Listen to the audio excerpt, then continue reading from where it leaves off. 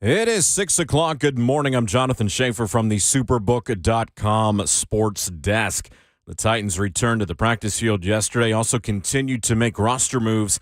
Linebacker Zach Cunningham returned to practice while he remains on injured reserve. Meanwhile, running back Jonathan Ward signed to the practice squad. C.J. Board, Traylon Burks, Christian Fulton, Dontrell Hilliard, and Robert Woods did not practice yesterday.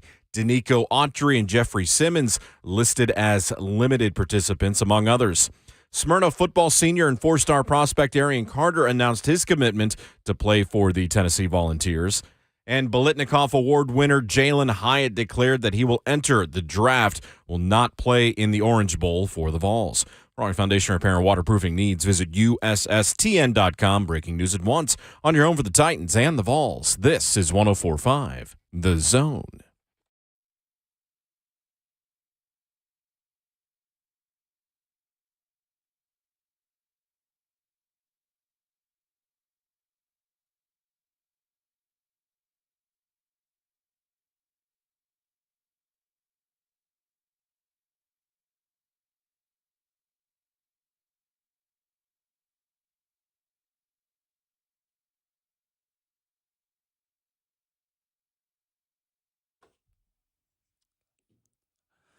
Off and running on the Thursday edition of Ramon, Kayla, and Will, powered by All Four Seasons Garage Doors.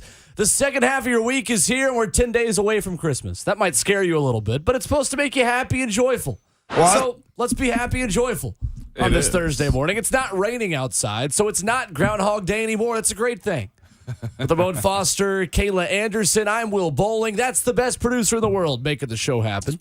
The best producer in the world! His name is Jonathan Schaefer. Good morning, friends. Morning, Will. Would you drink like a whole gallon of coffee? No. I've just had a couple sips of my energy drink. No free shout-outs. Smoke. And then some coffee. This is a ready energy at 6:05. 6:02 a.m. Central Standard Time. Yeah, Will's into it. I'm here for it, man. Yeah, I'm not. So As Will has said I'm here before, he woke up on go. Woke up Yeah. on go. Woke up on I go, really baby. didn't, actually, is the funny thing. But, I don't know. We're just slowly getting used to being up this early. I'm here for it, though, Will. That's right. That's another transition right there, man. Hey, next thing you know, you'll be waking up without an alarm clock. Well, I don't know about I that. doubt Yeah, I'll that. never let that I don't. happen. Yeah, I I don't was- think that ever. You grow out of that one. I was lying to y'all. It never happens. I still sleep with my watch on. That way I have to turn off two things at once. Like I have to turn off my phone and my watch. I can't Don't do you that. put something under you too that like Buzzes? vibrates so that I thought about doing that, but I haven't actually done it. yeah. straight Some up. people Because do that. my roommate's an accountant. So Mhm. when he was in his busy season for the first time, he got the alarm clock that has like a thing under your bed Yeah. that shakes your entire bed. God, dog. And it for real? sounds like a bomb is going off. Oh, my God. Like it's like loud. You can hear it. I can hear it from my room, like across the apartment. And oh yeah, no, it's loud. Yeah, that's... Which now I feel bad because I'm the one waking up at like 5:30 and he has a new job now, but it's fine. not your problem. No, that's right. 615-737-1045. Busy show today. We'll talk more about that and the Titans injury report that was released. But I have a little bit of a dilemma for a birthday party I'm going to this weekend. Adult birthday party, not your nephew's. That's right. Okay, all right. That'll work. This is a black and white party. okay. Okay. All Yeah. right. Sounds And- interesting. Everyone either wears all black or all white, and then the girl whose birthday it is wears gold. Oh. Okay. Wow. What? We're really fancy here. I know. That's what I was going to say. I think that's kind of cool And it's like right there. cocktail attire or whatever. You're Yeah. going to a Vanderbilt party? Yeah. That's Is very... it? I'm actually Might wanna making check sure about that. everyone has to have the right sticker in order to enter the party. Like the sticker on the bat. It was What the heck? Vanderbilt. Never mind. Oh, never mind. Will's trying to make a joke that's not landing at the Sorry, it's too Yeah, early for that one. I, for one, Give thought it me- was hilarious. And so I'm realizing I don't have anything that's like either all black or all white. Yeah, So I'm not that's gonna have. I tough. don't have like all white pants, which like disqualifies any like outfit a guy would have, unless I'm walking in there with like white jeans. No. Which I'm Please not don't gonna wear do. white No. jeans. No, I'm saying that's what I'm not. Oh, That's why okay. Yeah. it disqualifies We're me because not I'm in not going to do Miami that. Beach. Yeah, no, I was going Not to say yet. white pants would be okay. Like white jeans that's different. No, yeah, no. Although I get it, though. White pants this time of the year. Like I don't have 100% the white rule where you can't wear white in Yeah. winter.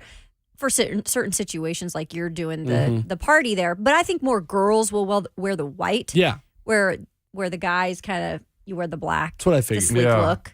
I got on Right? like white Jordan 1s right now, but it's got a black check. Like I have worn like some white shoes this past like fall. Bro, time. we're not talking about white shoes. Okay. Well, I thought like people had a problem with white. You said people don't wear white. No, like outfits. Like So it's outfits or shoes you can't wear? I thought it was both. shoes. Well, screw that. I thought it was both. I'm I've wearing always- white shoes every day almost. I've No, always no, been no, of the no. mindset like white shoes don't wear No. after like what is it, Labor Day? I haven't heard I don't that think it it's was a in thing. shoes, but like pants. A lot of people wear white pants, women's especially, or like white dresses. yeah, Right? yeah. I usually will shy away from that in the winter because I'm Casper the Friendly Ghost pale. That's right. Grow up, For the Kat. friendly ghost. What is wrong? At with least you're you? friendly. But no, the white shoes are a must. Like the only shoes I have are either like brown or white.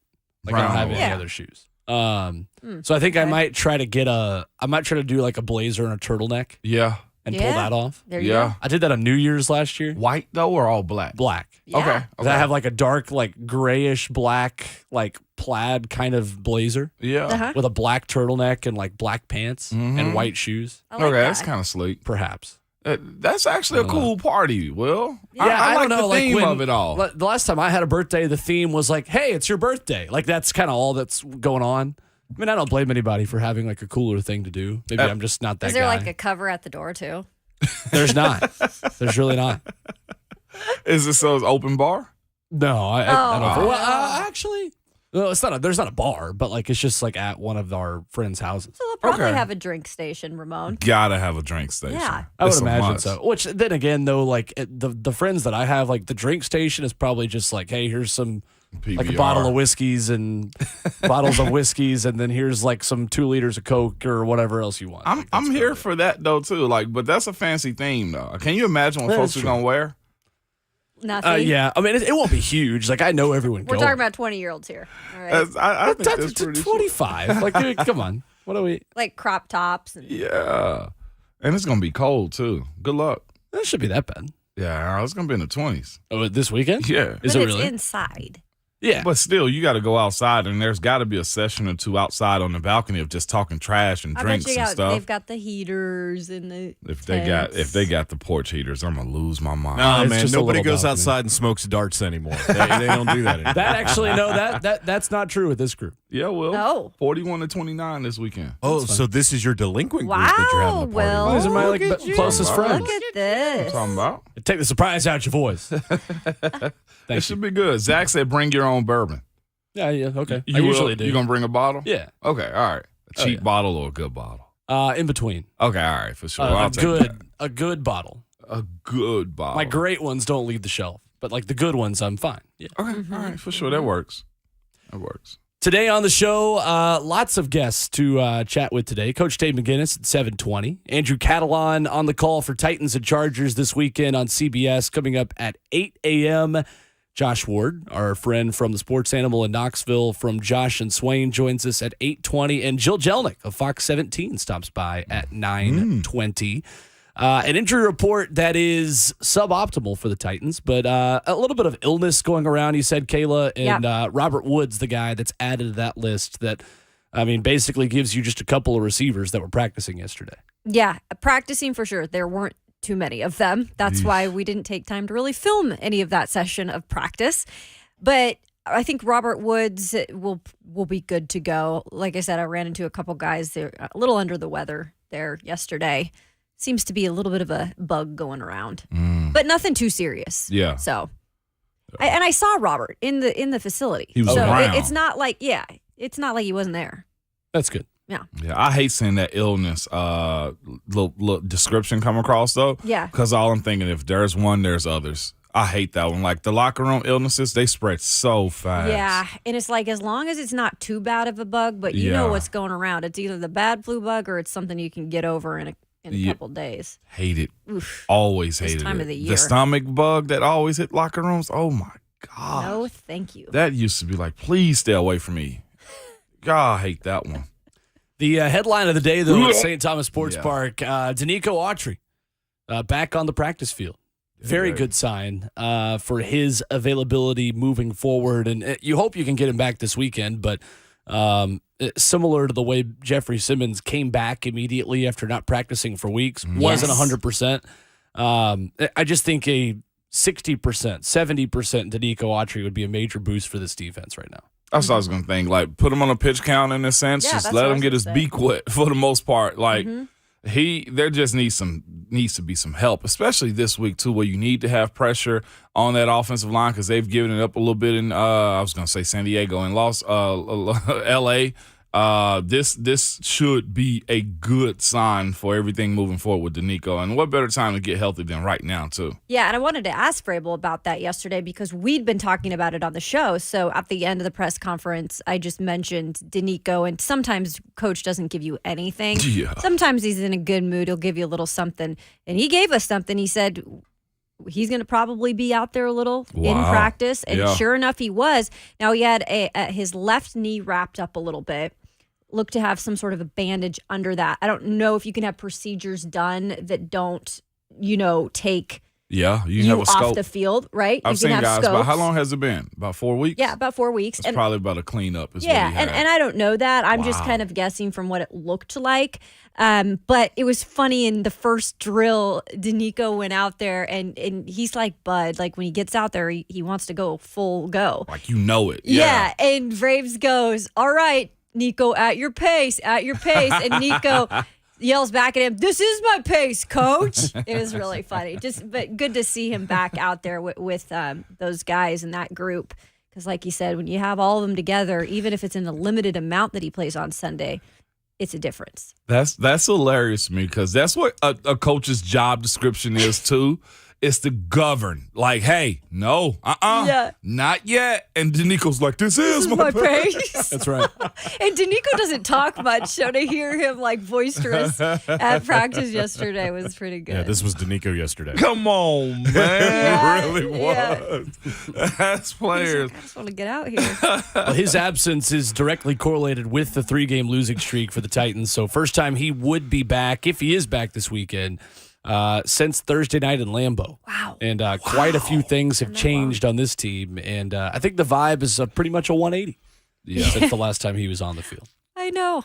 It's crazy how time flies, isn't it, folks? It is. I can't believe we've already finished the college football season. That, to me, was a reality check. I was like, oh, man, got Saturdays this evening. No, we don't have Saturdays this weekend. Bowl games, Just though. bowl like, games. Now.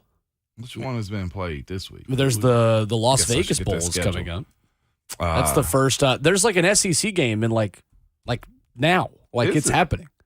And Yeah. our Cougs are playing. Our Cougs. Saturday. Look at I just said our Cougs. Our Cougs. They're all right. They're Our fine. No, I Cougs. accept. I accept. Are playing in the Jimmy Kimmel Bowl in L.A. They're going to be in L.A. with the dudes this weekend with the Titans. With the dude. Yeah, they're already down there You're soaking right. up the sun. Looks like they're having some fun. Bahamas Bowl is this Friday, and the Duluth Trading Cure Bowl is this Friday also. So you're Okay. right. We're starting up. Las Vegas Bowl is Saturday, and that's Florida and Oregon State. No, that Is it really? That should Yeah. be. Oregon State's a better team than anybody thinks because nobody even thinks about Oregon State. Right. It's a really good team this year. That'll be a good game. They're So we can first have 10 a wins. Friday 5 of a viewing guide in college football. Yeah, There that's are true some because we've got really bowl good games games. Saturday Telling too. you. My bad. Yeah, They're it's the good games. earliest that SEC teams have ever played in bowl games. These bowl names are just insane. Their distribution is probably where I get most of my stuff from and don't even Right? realize it. I think there's like a Depends Bowl game. I'm just joking. I was. I'm She got me. always waiting for that one. She got me. That was all right. Excuse me? That was, Somewhere in that was Florida. fair. That was fair. Sponsored by D's. 615-737-1045, the number. Who'd ever thought? And coming up next, Q's and K's inside the Titans locker room. And one specific thing Jeffrey Simmons had to say about how you stop a quarterback like Justin Herbert. That was interesting to me that I want to get Ramon's explanation on of what exactly it means when it comes to stopping a mobile quarterback. That's next on Ramon, Kayla, and Will, 104.5 The Zone.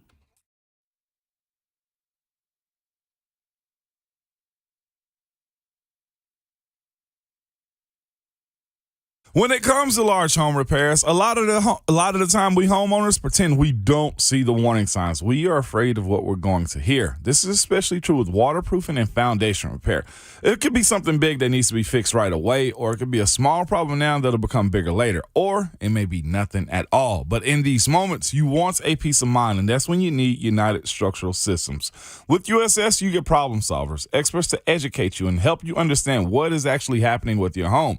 USS will provide an honest diagnosis and stand by their work and warranties. And USS is based right here in Middle Tennessee and is a member of our community. So when it comes to something as important as your home, USS is the company who cares and the company you can trust.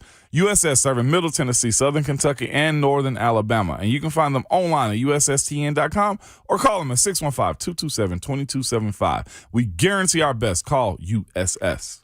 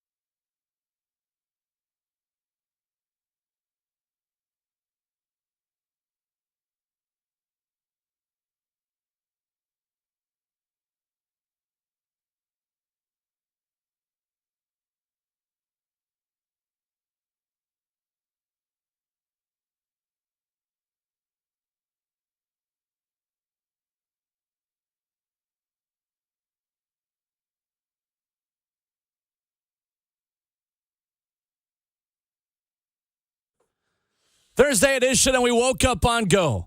On Ramon, Kayla, and Will, powered by All Four Seasons Garage Doors, 104.5 The Zone with Ramon Foster and Kayla Anderson. I'm Will Bowling.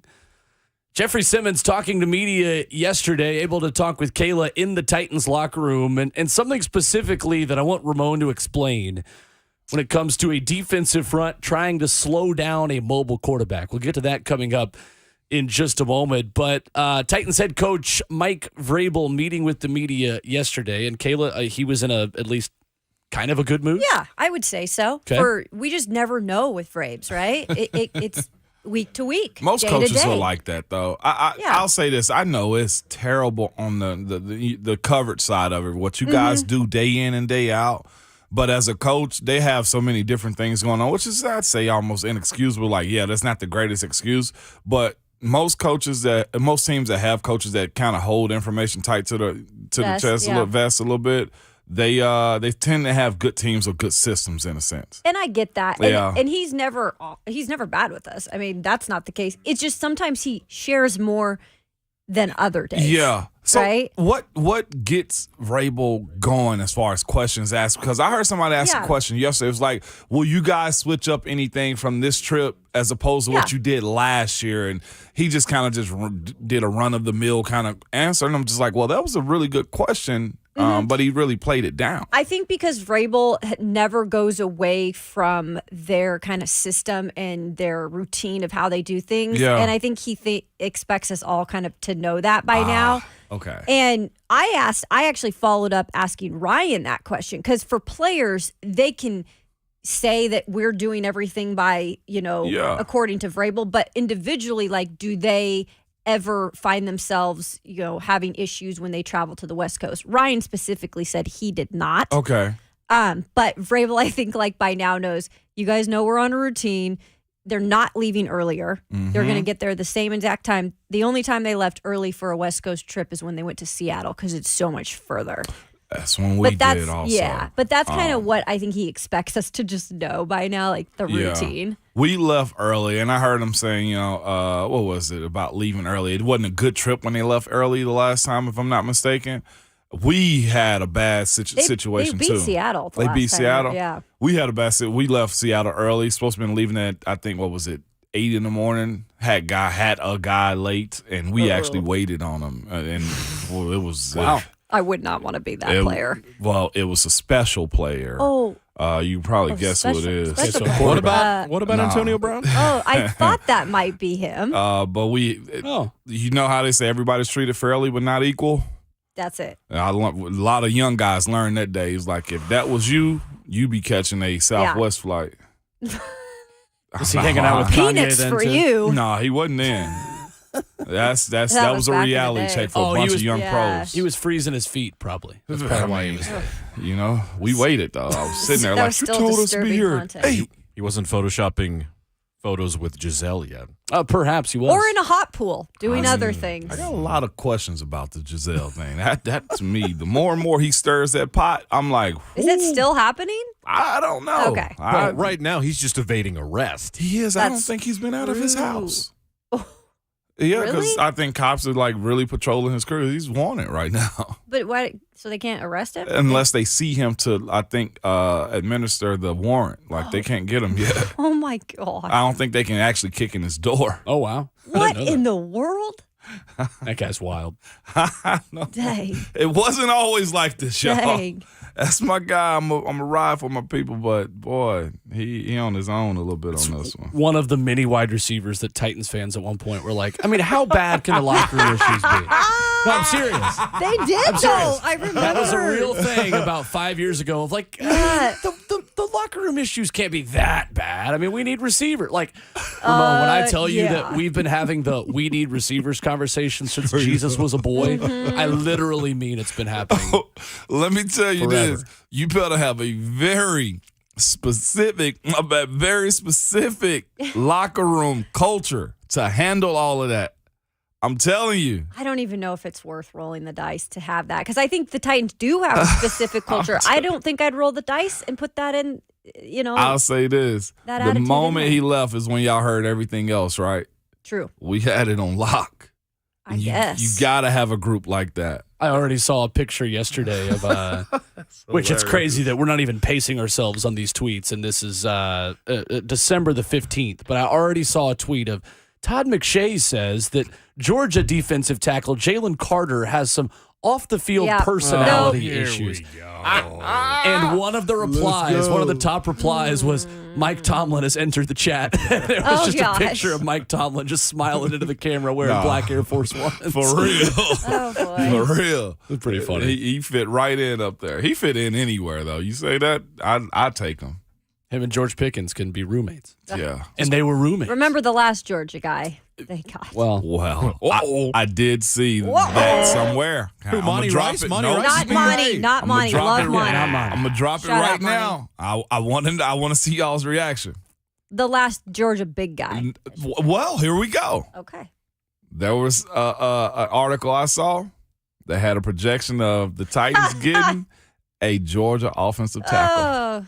and for that reason, I'm out. Oh, gosh. It's Can we a- go to any other school right now? It's a no from me. They have good linemen. I can't front. Great, but The they one I also saw was, seem to be parenting over there Yeah. at a high rate. Coach Luke, man. He's People out do there. love Coach Luke. They do. Yeah. Coach Luke. He was a tight UT ends guy. coach at UT. Oh, yeah. Yeah. He started like he used to do like the pre-practice speeches and stuff for us and everything, and he was just talking real low one day like this, and then he got real loud, and that's why you got to get him in a street fight. You got to beat him. And I was like, Coach Luke, what are we talking about? Yeah, he was doing the soft, loud thing. Yeah, he was That's doing the soft funny. loud. If I ever see him again, I'm gonna ask him, does he remember that street fight speech he gave us? The guys that I know that played for Ole Miss growing up, that I went to high school with, mainly committed there because they loved Coach Luke. Matt Luke is Okay. nice. Like Dawson Knox Yeah. and Bryce Matthews and a lot of those guys were like, that's the guy I want to go play for. Matt Luke, and I think he was on the verge of retiring. Was he Not really? that long ago? Yeah, he was wanting to step away, and Coach Lucas, he's good. I think so maybe- Panda was under Arkansas's head coach. Sam Pittman. Sam Pittman. though. Another, Yeah, he was another under Tennessee Pittman. assistant. Yeah. Yeah. Was true he that. really? At one point, you had Ed Orgeron, Sam Pittman, and Matt Luke all within like a 2-3 year span, and Shane Beamer, all assistants at Tennessee. Somebody was telling me Around the about same Shane. time. I didn't. Shane was there, I think, my freshman year. So Shane was there when Slay was there because we were at SEC Media Days, and he walks up and sees Slay for 3HL Yeah. and goes, "Man, I would sneak into Stokely all the time and watch y'all play and just play pickup. Yeah. And then I'd be out at Cool Beans after that. And then I'd be out at Cool Beans after watching Ron Slay play basketball in Thompson Bowling Green." He said this like on the air. Did he really? And he was like, "Man, I loved watching you play when I was a GA at Tennessee." And that's when I was like, "All right, Shane Beamer's That's cool." great. He seems I've since cool. revised that statement. Oh, he seems Anyway. cool. Yeah. So Mike Vrabel spoke to the media yesterday and diagnosed the biggest issue with this offense right now in the second half. And it's a similar conversation. It's maybe the only commonality when you talk about the Vols and the Titans on offense. The first down, what Mike Vrabel is preaching right now. Here's his answer yesterday on why they just haven't been able to click in the second half. Understanding that we're just going to have to make sure that we get into drives. Just unfortunately, recently, the case has been just some self-inflicted wounds. I thought we answered, again, we've been through this, I thought we answered well last week.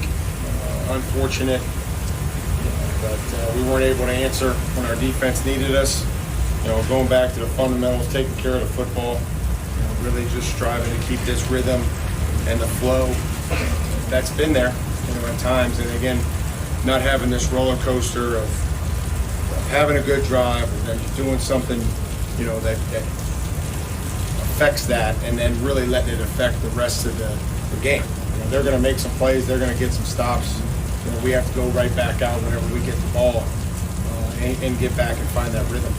No, somebody's not taking a pee in back of him. The rain actually started to come out of the sky at that point. Right when Vrabel started talking, he was like, "Is this a good thing or a bad thing?"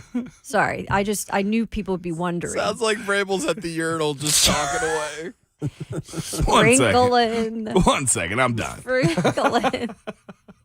Let it rip, coach.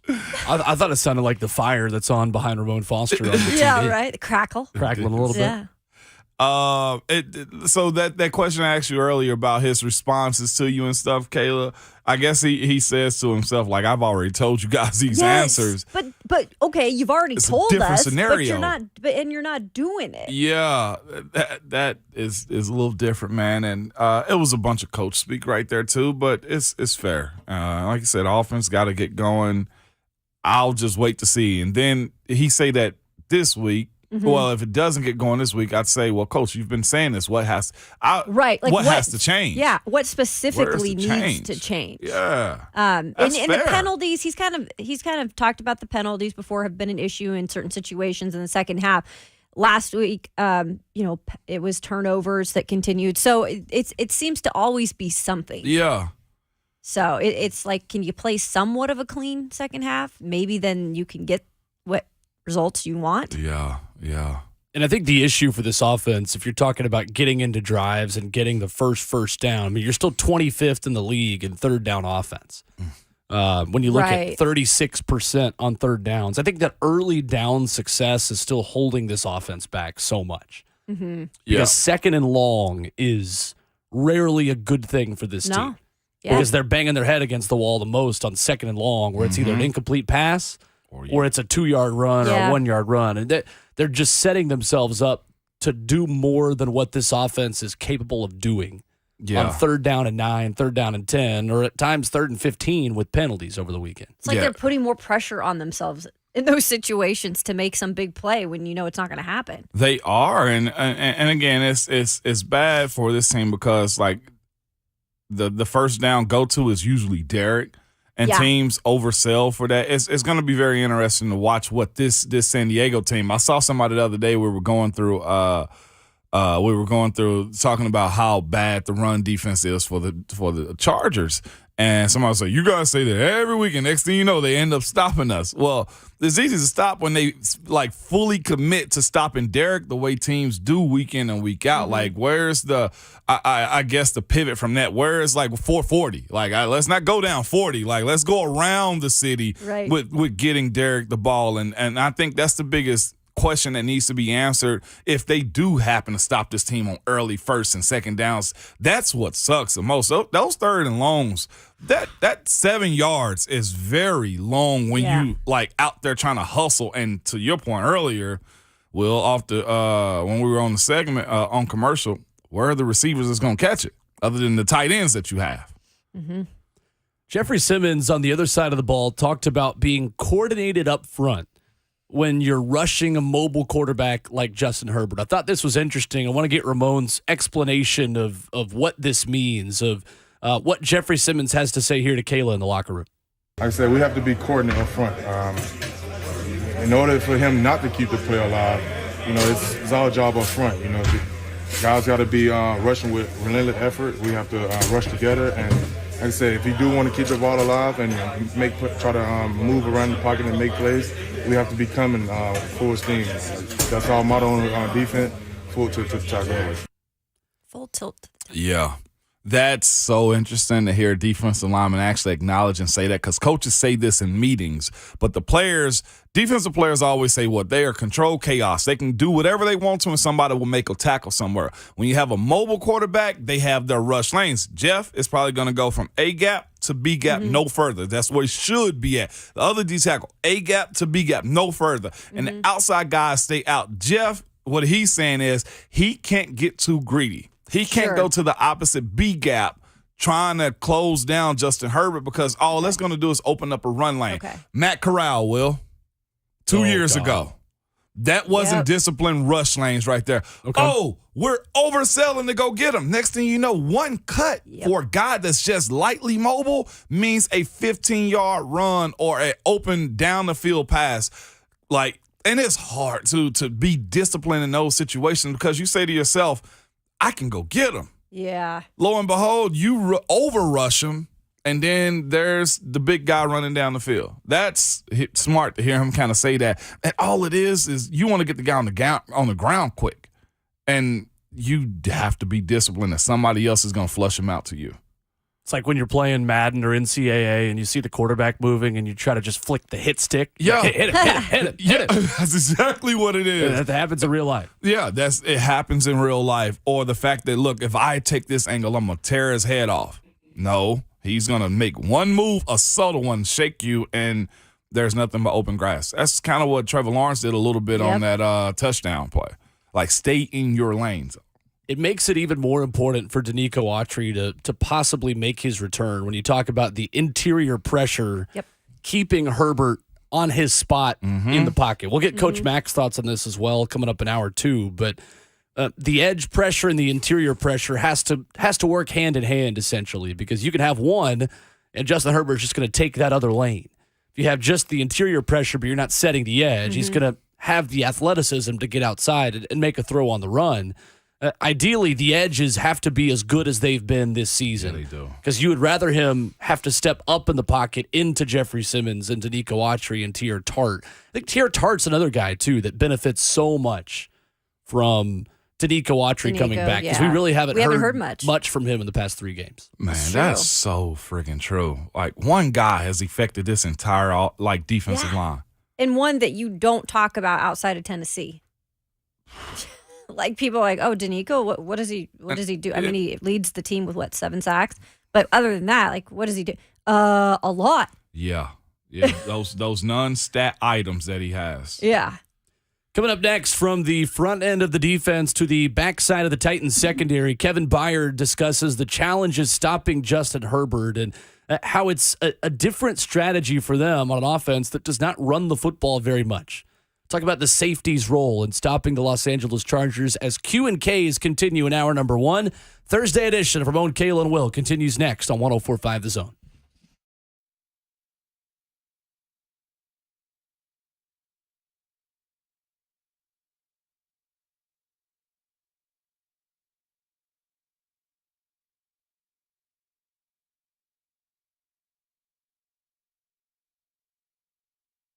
The holiday fun continues at Genesis Diamonds with the year's best finance offer now extended through Christmas Eve. Genesis loves last-minute shoppers. Yeah, I guess so. That might be me too. But Genesis has tons of great ideas, incredible value prices, and 5-year zero-interest financing. So you can splurge on that $9,000 diamond ring and pay just $150 a month. Or how about the $5,000 pair of diamond stud earrings, just $85 a month? You can even finance the sales tax. And you can use this amazing offer on anything. Designer engagement ring classics like diamond pendants and bracelets. All Genesis hand-selected GIA-certified diamonds are included also, and so are their luxury pre-owned Rolex watches. Is this the year you treat someone else or even yourself with a Rolex or that amazing diamond eternity band? At Genesis, they have the best holiday collection ever with case after case of headliner gifts that are romantic and timeless. And with Genesis' guaranteed best value price and 5 years zero interest finance offer, you can make this the best Christmas ever and still stay in budget. Merry Christmas from Genesis Diamonds on approved credit.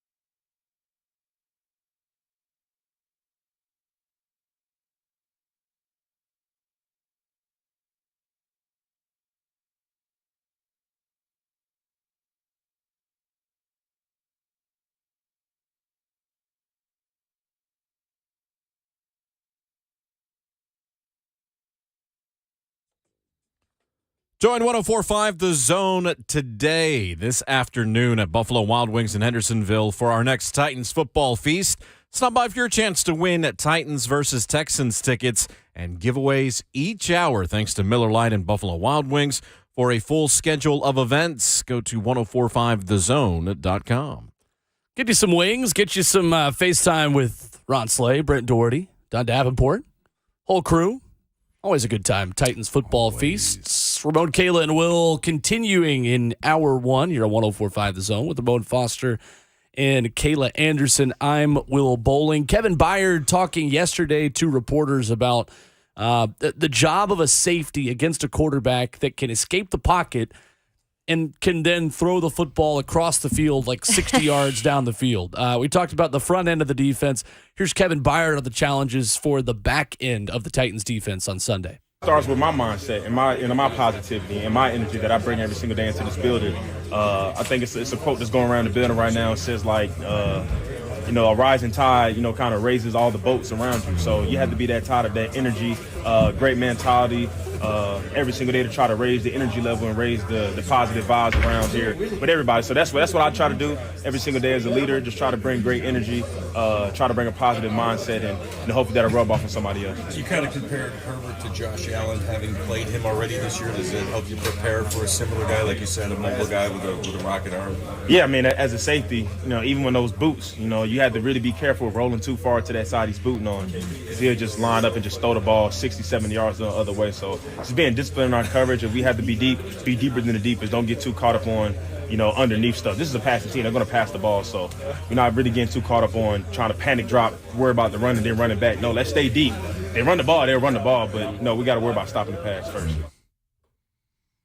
Rush and covers work together. Like, Yeah. don't oversell this one. That's as far as trying to make the big play or selling out too much. No, guys up front is basically what he said. Handle your job. It shouldn't be on me Right. on the back end trying to make tackles when this is the type of team that passes, because that's a quick way to get burned right there. And taking on a guy like Trevor Lawrence, he's not exactly like Justin Herbert. Right. Like we mentioned, Justin Herbert has been so good and efficient on the run, making his passes downfield. But it does help to have somebody similar stature, has a rocket of an arm, and just to know how much they were burned in that last game. Yeah. If anybody is going to take hold of that defense and, preach, it's Kevin Byard, along with Jeffrey Simmons. But Kevin Byard's been there a long time. Like, he doesn't want to lose 4 straight. Yeah.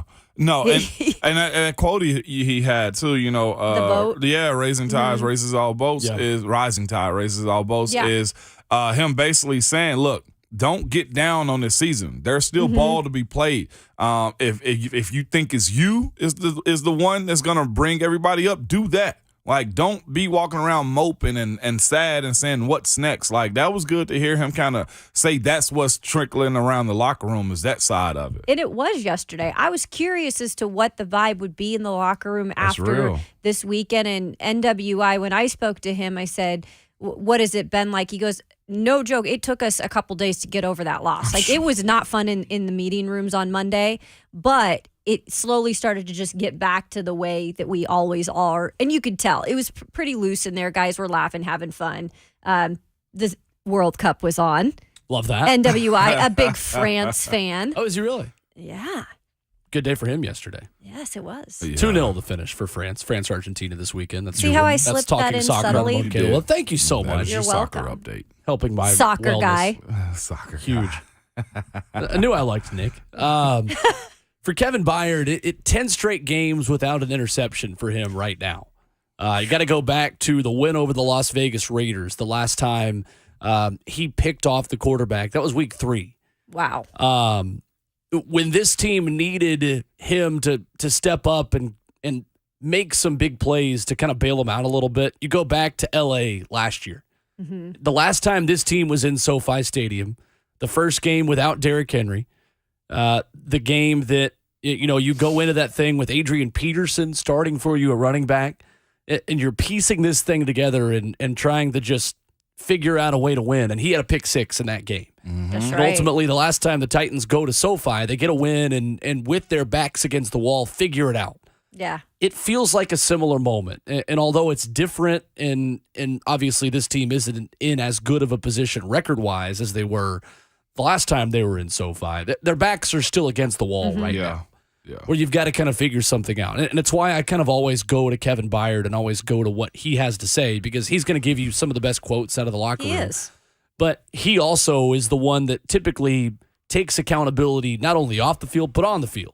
Yes. He's the guy that steps up and makes a play when you need anyone on either side of the ball to make a play. And as Mike Vrabel continues to talk about this team picking off the quarterback and figuring out a way to create turnovers, I said it last week, I've got my eye on Byard again. Yeah. When's the last turnover for this team, by the way? Because it's been a minute. It has. And that's something that I think they're really starting to feel like, okay, guys, we need to find a way to get a turnover. It's been whether that be a fumble recovery or an interception. I mean, they've Denver. need something. Denver. That's a while.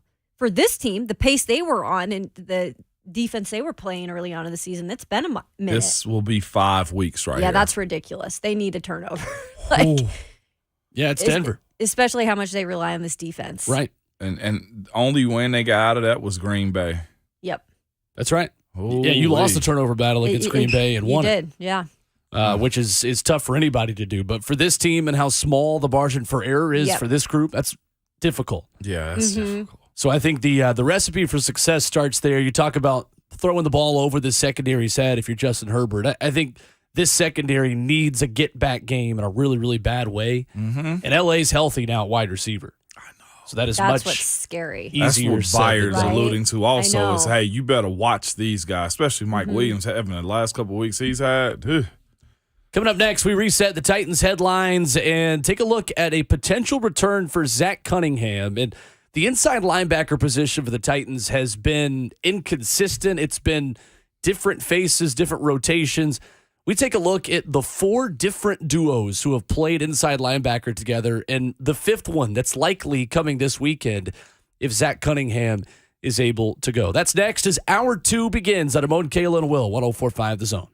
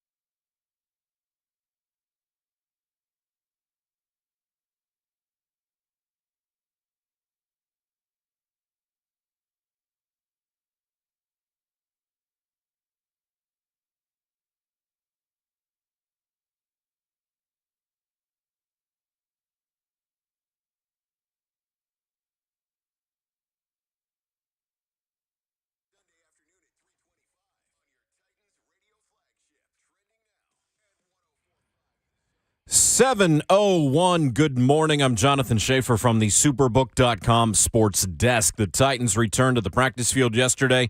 Also made a couple more roster moves. Linebacker Zach Cunningham returned to practice while he remains on injured reserve. Meanwhile, running back Jonathan Ward signed to the practice squad. C.J. Board, Traylon Burks, Christian Fulton, Dontrell Hilliard, and Robert Woods did not practice yesterday. Danico Autry was a limited participant. Thursday night football, San Francisco at Seattle. 7:15 will be the kickoff for that. Of course, you can hear the game courtesy of Westwood One right here on The Zone. Smyrna football senior and four-star linebacker Arian Carter announced his commitment to play for the Tennessee Volunteers. Jalin Hyatt declared that he would enter the draft and will not play for the Vols in the Orange Bowl. Lady Vols routed Central Florida 99-64. And to the World Cup, France defeated Morocco 2-0.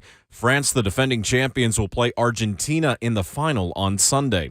For all your foundation repair and waterproofing needs, visit USSTN.com. Breaking news at once on your home for the Titans and the Vols. This is 104.5 The Zone.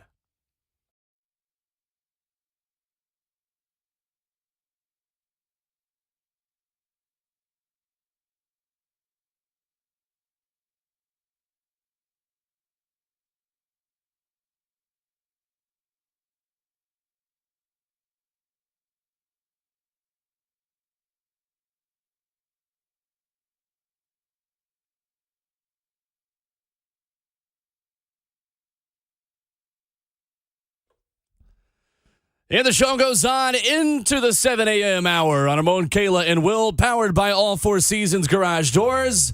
11-year NFL veteran, and he's a Vol for life as well. His name's Ramon Foster. That's me. A journalist whose J is always capitalized. If you refer to Kayla Anderson with a lowercase j, we're just not going to pay attention. Absolutely not. You're fired.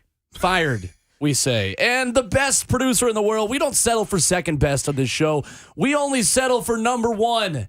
And the number one producer in the world is sitting right in that room right there. His name is Jonathan Schaefer. The best producer in the world. If you ain't first, you'll last. And I'm Will Bowling. And he ain't two.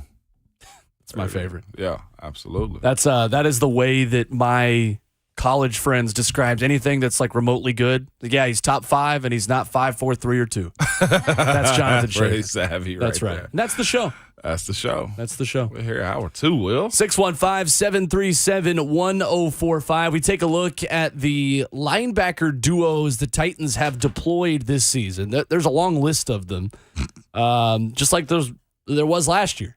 When you talk about the injuries this team has had at that position, we get into that coming up in just a moment. Coach Dave McGinnis today at 7:20, a loaded guest schedule that begins over these next 3 hours of the show. But first, we go to the phones, 615-737-1045, and check in with JP leading us off this morning. What's going on, JP?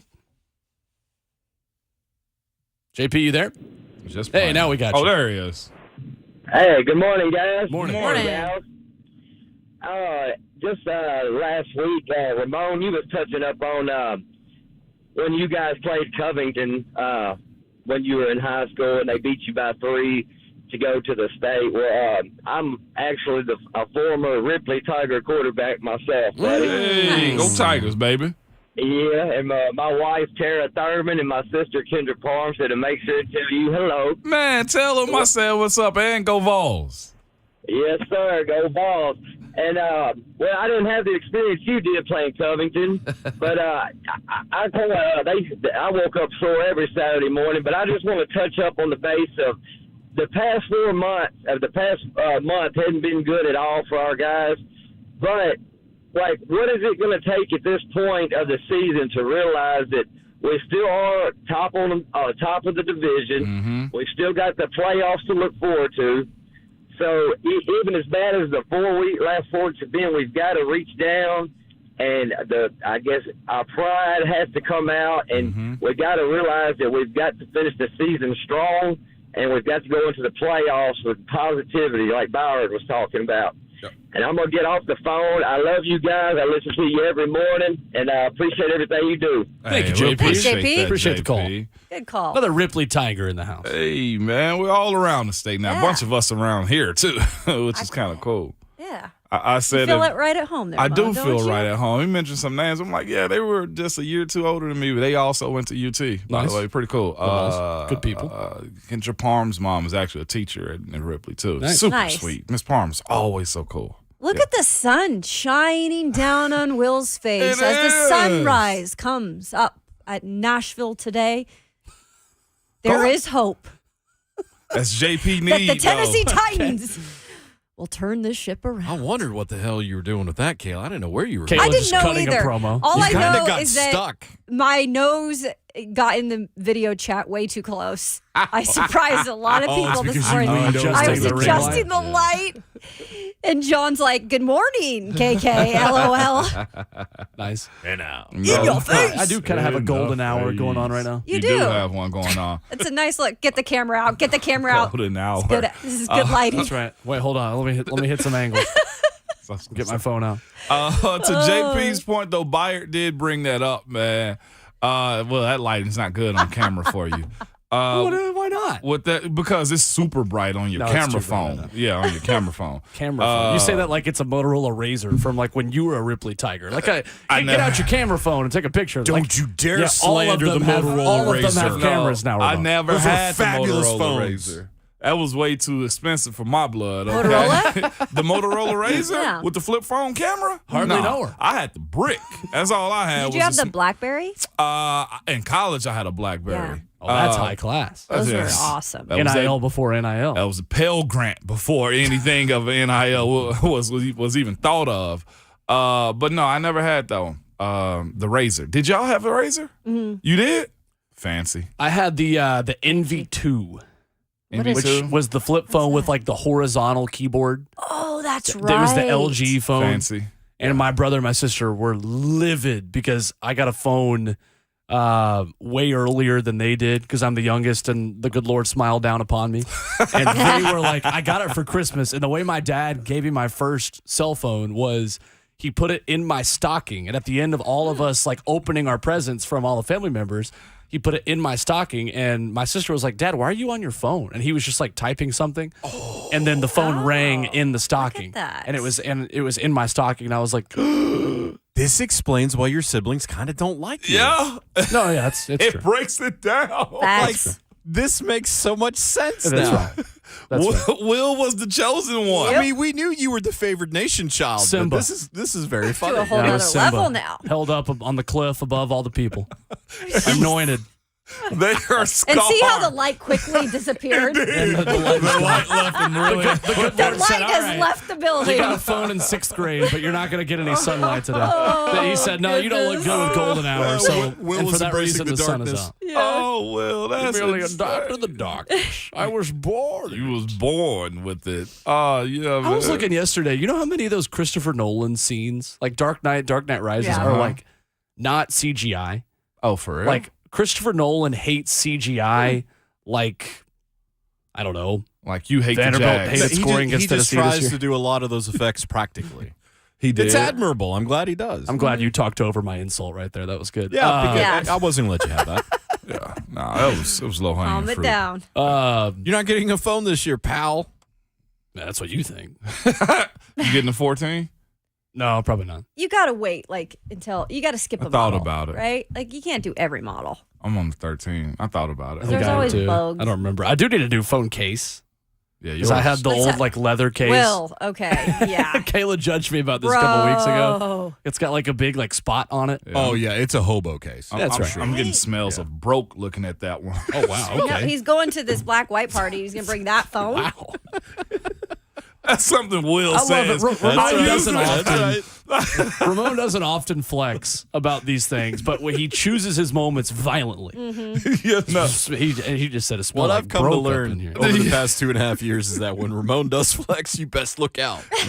Be ready. It get cool when I flag, but That I like crowbar hit your kneecap real quick. because it's all cool until it's not. until I want to play. Yeah, no, but that's what it is. I'm like, all right, I take all the jokes until I really get fancy or say some stuff. You're like, okay, Moan, all right, we get it now. 1045 The Zone TV is where you can watch the show hanging on YouTube on the chat that is always bumping. And Ron says Team Galaxy. Yeah, Nobody Ron was Slay hanging out asking with for us. that. Says Team Slay. Galaxy. My guy. I love So it. My guy. this is funny because I saw a picture filling from all y'all's phones with green bubbles, and we don't care. That's what that is. Yeah, it's him. Oh, That's Schaefer's yeah. It's Okay. him. Okay. Honestly, the best producer in the world would probably have blue text. He but would. we allow it. We allow it. Against our will, we allow He it. keep on. Hey, my guy Double J telling you what I think about this. Suck it. Okay. And there was a great picture of Slay at the Army-Navy game. And there was a picture of him holding a sign that says, Yes. the Army's texts are green. That's right. And I Okay. laughed out So loud. that's, I couldn't, look, I don't know a lot about the galaxy. Please forgive me, Schaefer. Not a big space and gal. Ron.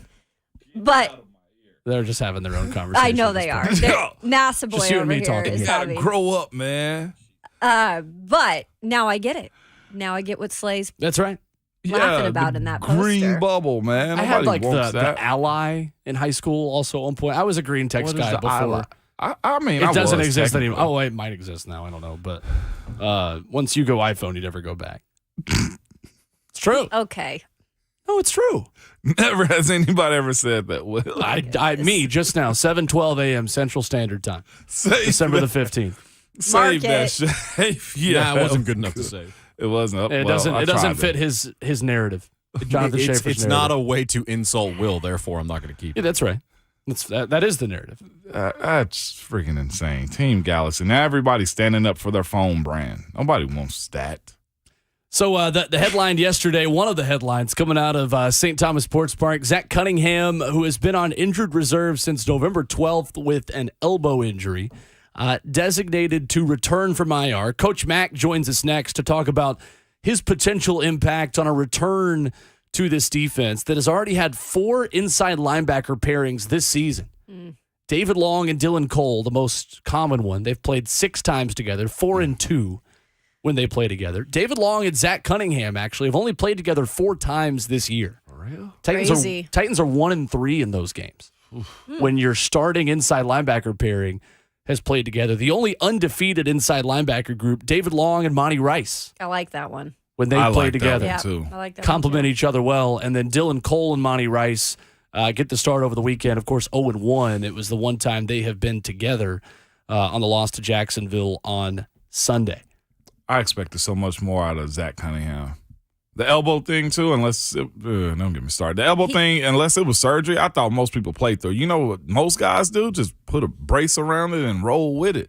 He's been gone for quite a while. And For an elbow? when we talked to him in the locker room for the brief time that we talked to him, he was saying that he was just focused on recovery because I think Teron asked him, have you been in a lot of team meetings? And he was like, I've been in a few, but mostly I've been focused on my recovery.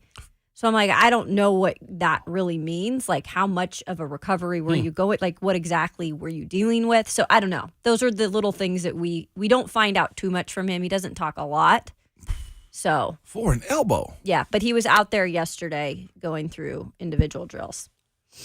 I Man, don't we know if he's saw gonna be ready J.J. or Watt with a friggin' Megatron brace on, then anything can happen, right? I'd never. not for Rob an elbow. Gronkowski played his entire career with the big old bionic arm on. Yeah. That's what you do. And So- JJ wanted to make sure you knew he had that. Well, big that's Right. muscle, yeah, too. 100%. Camera awareness. Yep, Before we go to break, Brian tweets in at us at Ramon Kayla Will. Will is wrong. I had an iPhone, absolutely hated it, and now I have a Samsung Note. So That's all right. congratulations to Jonathan Schaefer on having a burner account that's tweeting at the show. Oh gosh. How do you know that's not Slay's account?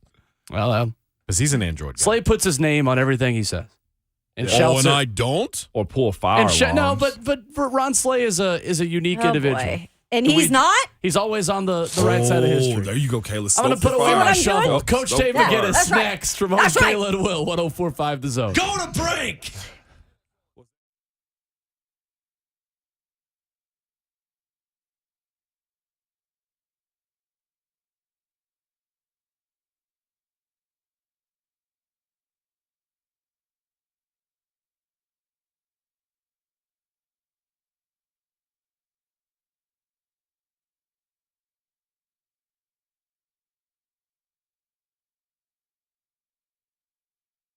You don't have to go through yet another year with that knee pain or back pain. People with chronic joint pain are getting real lasting relief from QC Kinetics.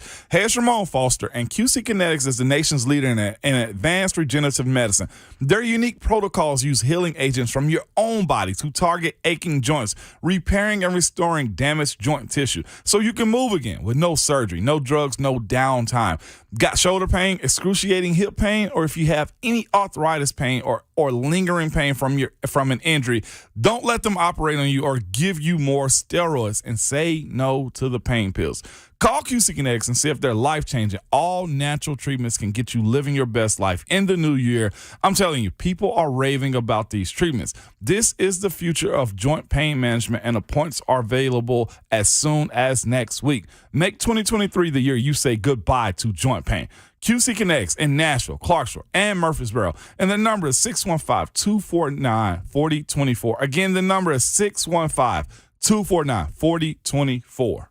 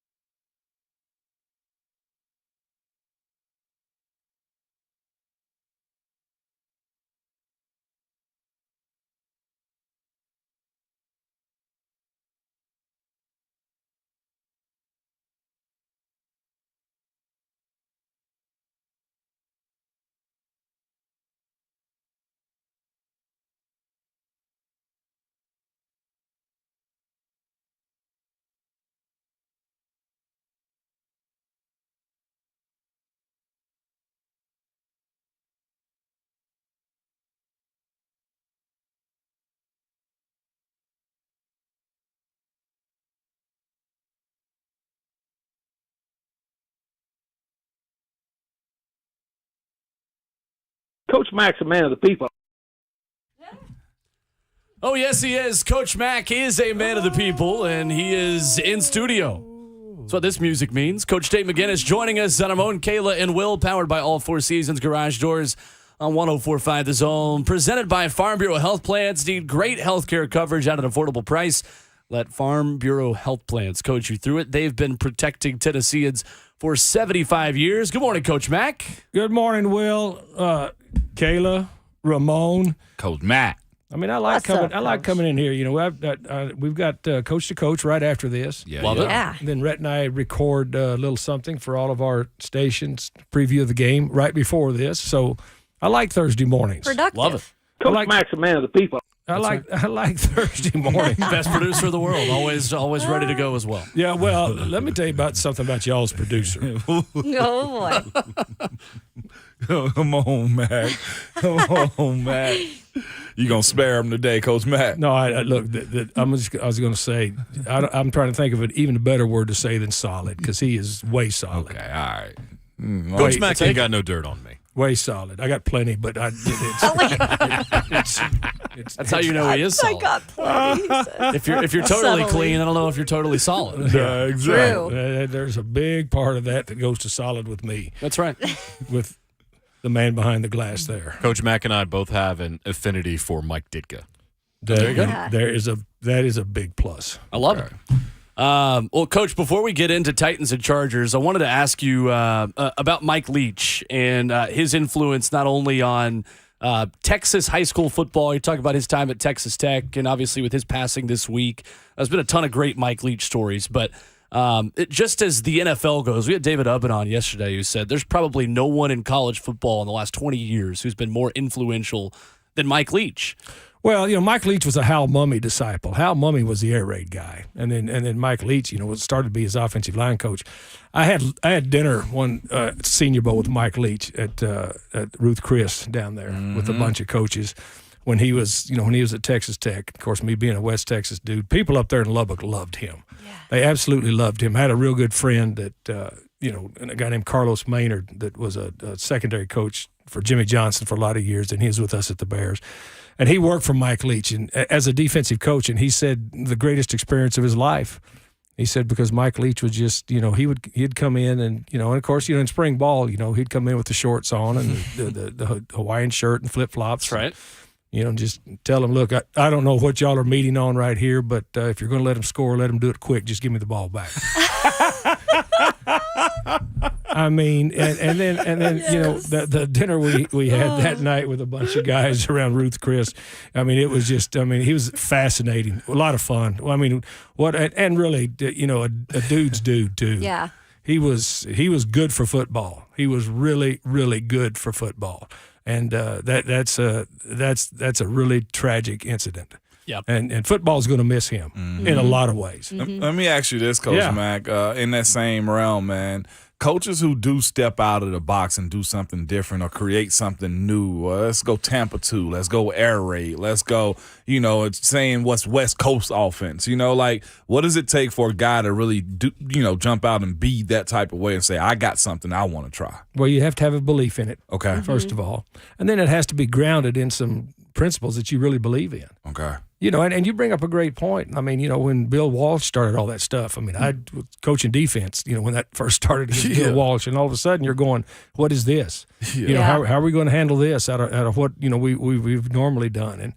And you're right. I mean, but the thing about that is that it also has to be grounded in some really solid principles. And again, I'll go back to Carlos Maynard, and God rest his soul, but he would tell me, he said, Mac, people think this is just, line up and spin it all over. He said, there's a lot to this. He said, there's a lot to it. Just, defensing it in spring ball, we found out all the nuances of it. And it's just like what's going on down there at Knoxville. Yeah. University of Tennessee. It's not just everybody just take off running, in the backyard and take a left at the fire hydrant. I mean, that's not what you do. I mean, there's nuances to it. And as I said, Mike Leach got most of his stuff started with Hal Mumme. And he had a lot of disciples split off from that. That's Love awesome.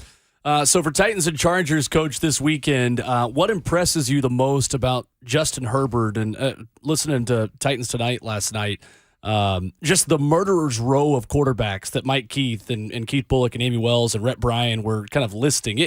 It's incredible that you get to the end of it, and this might be the biggest amount of arm talent you've seen since you saw Patrick Mahomes, and you played some good quarterbacks since you saw Patrick Mahomes. Well, that's life in the National Football League. I mean, and look, the one that we just played, that really had a lot of success last week against the Titans. And then this guy, I mean, these are number one picks for a reason. These are true franchise quarterbacks. Yeah. Some guys are number one picks because, they're just sitting there and teams really need a quarterback bad.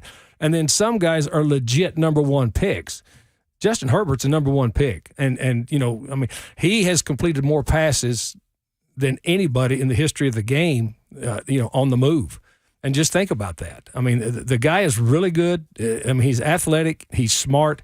He's an arm talent guy, not just an arm strength guy. There's a difference between arm strength and arm talent. Yeah. Because he's very accurate. He understands how to place, and he understands, where people are going to be. But he's a real problem when he starts moving. And just like, Trevor Lawrence was last week, these are big athletic dudes that can run. And when you've got that going for you, plus they're smart. Now he's ahead of where Trevor Lawrence is because Trevor Lawrence didn't have a rookie year. Yep. I mean, Trevor Lawrence had no development. Yep. Now he has. Well, Herbert has had that there, and Herbert, especially within the last 5 weeks, has really been good. So, yes, these guys are legit, just like Jalen Hurts. I mean, these guys are legit guys.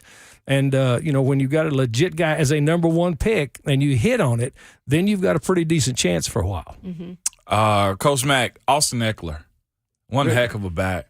Have you looked at his numbers? I mean, Yeah. look at the dude's numbers. Yeah. I mean, it's really incredible. And, Mike Williams and Keenan Allen have been hurt. Yeah. But Austin Eckler has been able to prop that thing up for a while. Now, they've got those guys back, and they've also got Gerald Everett there at tight end, but Austin Eckler is a do-it-all back. He's a do-it-all back. Yep. And you start looking at the number of catches that he has, you start looking at the way he runs routes, you start looking at what he is in a screen game, and start looking at what he is with matchups with the second-level players, whether it be a lot of people cover him with safeties, from the second level because of the fact that he can run routes. But this guy is somebody that can hurt you both ways. And plus, now that they've got their other two guys back, he's got some Herbert's got some targets he can spread this around to. Mac, and what's most interesting to me about Austin Eckler, he has 111 passing targets. Yeah, well, that's what I'm saying. And look at the yardages he's got out of it. They're not just throwing him little dink and dunk. No. He's stepping out of bounds. This guy's this guy is a real good piece for them. And as I say, he even becomes a more dangerous piece once they have their other people back, which they do now. Mm-hmm. Coach Mack, we were talking about the Titans' defense not having a turnover in quite a while, I think since the Denver game. Yeah. And that's something where they were winning games a lot because of what the defense was doing and able to kind of turn over the ball and own that turnover margin. Like, what is it going to take let me tell you this game? I don't mean to interrupt you, but I did. This was him last week. Remember that? I love it. Because I do that because I know the answer. Yeah. I don't have many answers, but when I know it, I want to say that. I want to say it real quick before I forget it because I'm not smart. The thing about that is you start looking back at the turnovers that we've had. It's because we were able to affect the quarterback. Yep. Affecting the quarterback gets you turnovers. Yeah. Affecting the quarterback disrupts timing. Affecting the quarterback gives your coverage people a chance to jump routes. Affecting the quarterback does all of that for turnovers. Mm-hmm. That's a huge part of it. We have not been able to affect the quarterback, in the last 3 weeks, and that's a reality. And and again, it boils down to dudes.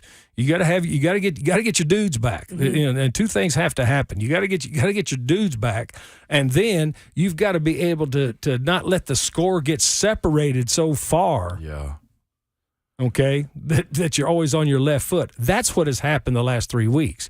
All of those things, when you add them all together, it's hard enough, guys. And our listeners are sophisticated, even this early in the morning. And I will say that it's hard enough to beat an opponent, but it's really hard to beat two opponents. And the Titans were their own worst opponent last week. Mm-hmm. You got 4 turnovers. You give up 7 explosive plays. All of those things. We always talk about. every time I come in here or just talking with ball with you guys in the building, you always talk about turnovers, you talk about explosive plays, and you talk about field position. Those are 3 must in an NFL football game because of the way talent is. And especially late in the season, if you're not going to have your full complement of players, which the Titans don't and they haven't had, then all of those things you have to be on point with those things. You start turning the ball over, I mean, you got a problem. But that's why we haven't been able to affect the quarterback. That's why your turnovers are down, because teams can call the thing more safely, if that's a way to put it. When you're on defense, the first thing you want to be able to do, first of all, you need to be able to stop the run. I don't care what age of football it is, but you have to be able to affect the quarterback. We haven't done that consistently in the last 3 weeks. So on the other side with their defense, with the Chargers defense, I know that they'd love to have Joey Bosa back. I don't think that's happening this week, as he's going to maybe get back to practice here soon. But that doesn't matter. I mean, that defense still has some other pieces. Mac, what stands out to you? Well, they got Khalil Mack sitting out there. I mean, I mean, that guy's not an empty chair, and so, I mean, here's what they do. They play very good complementary. I like Asante Samuel Jr. there in the back end. Tranquil, I love him at linebacker. They play great complementary defense too to their offense. I've coached defense in this league for a long time. Called a lot of defenses, and I was always best at it when I had some score separation. And I was able to, put their offense on their left foot because it made them one-dimensional. That's what they're able to do now. We talked about, Ramon just brought up Eckler. We talked about Herbert, how well he's spreading the ball around, what they're doing. You get score separation as a defensive signal caller. It just, that sheet starts looking really nice to you because there's so much available. If you're always trying to play everything 50-50 and your heels on the edge of a cliff, thinking the next score is going to be the score that's going to do us in, it just makes a huge difference. Coach Mack, Josh Palmer, former Tennessee wide receiver, over 600 yards for him this season. What has allowed him to be so successful and take that next step, and how does he complement those other weapons in this offense? Well, I mean, first of all, he's a physical dude. He's a good physical dude. But I'll tell you what's allowed him to do it: his quarterback. I mean, you got a legit guy spinning the ball to you, and they can put it on you when you make your breaks. I mean, you remember when Josh Palmer was playing down there in Knoxville? I mean, the guy's a pretty nuanced route runner. He gets it. He gets it. But if you've got a guy that's throwing the ball to you, and I mean throwing it to you on breaks and putting it where you could catch it and run with it, I mean, and you've got all these other targets around you. The more targets you have around you, the more successful you're going to be when you're the target. Think about Josh Palmer. If Josh Palmer, all those guys are healthy. You got Keenan Allen, you got Mike Williams, you got Josh Palmer. Now you've got 3 corners. Which corner are you going to put on Josh Palmer? You're going to put the number 1 guy? Probably not. You're going to put the number 2 guy? Probably not. He's drawing number 3. Well, he can probably beat most number 3 corners in the league. That's just the way it works. I thought it was interesting. We talked about this earlier in the show that Jeffrey Simmons talked about coordinating the rush against Justin Herbert and how important that is against a mobile quarterback. Explain to kind of the listeners what that means and how Jeffrey Simmons, as Ramon kind of said earlier in the show, can't get too greedy when rushing a guy like Justin Herbert. All right, let's do a little math here. Okay. Come on with it, Coach. You got 4 rushers. Yep. You got 5 gaps. Okay. The quarterback can escape to any one of those gaps once he gets back there in the cylinder. So when you're trying to contain with a 4-man rush, you can run games, but somebody has to take 2 gaps inside. And you can't play peekaboo when you do that. You got to squeeze the edges. If you're going to run cage rush, you got to squeeze the edges, and you can't run past on the edge. You can't run the bicycle hoop. You can't run past the launch point of the quarterback. And then whichever interior man has the one-on-one, he's got to win it and then get right up the middle of the cylinder. Now, it doesn't just have to be one. You can run 3-man games. You can run 2-man games. But somewhere within that, you got to understand, and I know you do, you got 4 people covering 5 gaps. You always hear me talk about quarterbacks being able to escape to the A or the B gap or to the edge. To the edge, anytime and you can run some fish hook games to make him escape away from his throwing hand. If a right-handed quarterback's running to his left, and you can cock your coverage that way. But the biggest thing that has to happen is when you've got 4 people rushing in 5 gaps, somebody's got to be able to either win one-on-one and immediately spike the cylinder, or somebody has to play 2 gaps. Yep. And if somebody gets greedy and starts peeking and trying to go, then a gap is voided, because it's easy to void a gap when you've got 5 gaps, 4 rushers. Yep. It's the kind of math I'm here for, Coach. I was just going to say, that math, I can understand. You said you weren't that smart a second I'm not ago. smart. I'm not smart. I've done a lot of not smart things in my life. I can start listing them. Oh, me too. I can remember the whole. I'm here to tell you. Me too. Look, believe me, Ramon, you don't have to tell me that. I can tell the look in your eyes. You've done some stupid stuff. I know. I even got a drop that says guys are dumb.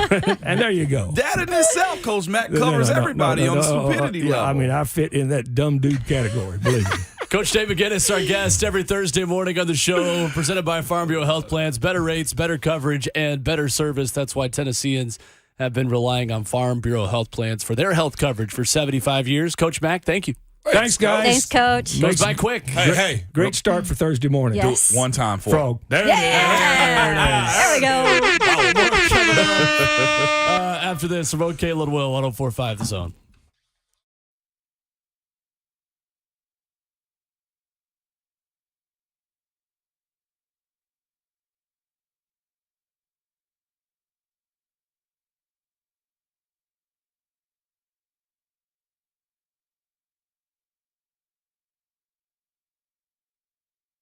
It's Ramon Foster from myphdweightloss.com. I'm here to tell you guys, your guy here is proudly down over 30 pounds, okay? And I'm feeling good about myself. Coach Mack just raised his hands in the air for me real quick, man. He even told me a couple weeks ago, big fella, you look good.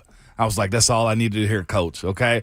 But, again, New Year's resolutions are coming up, and, you know, at the top of most people's list is, hey, I want to lose those pounds. Well, here's a plan for you. Go to myphdweightloss.com and get on today. I have my consultation with Rachel. We'll talk over some things, tell her how I feel about it and what we need to do, maybe need to tweak some things, and it'll be specifically for me. If this is for you, go to myphdweightloss.com. And, again, don't forget to tell them that Ramon sent you.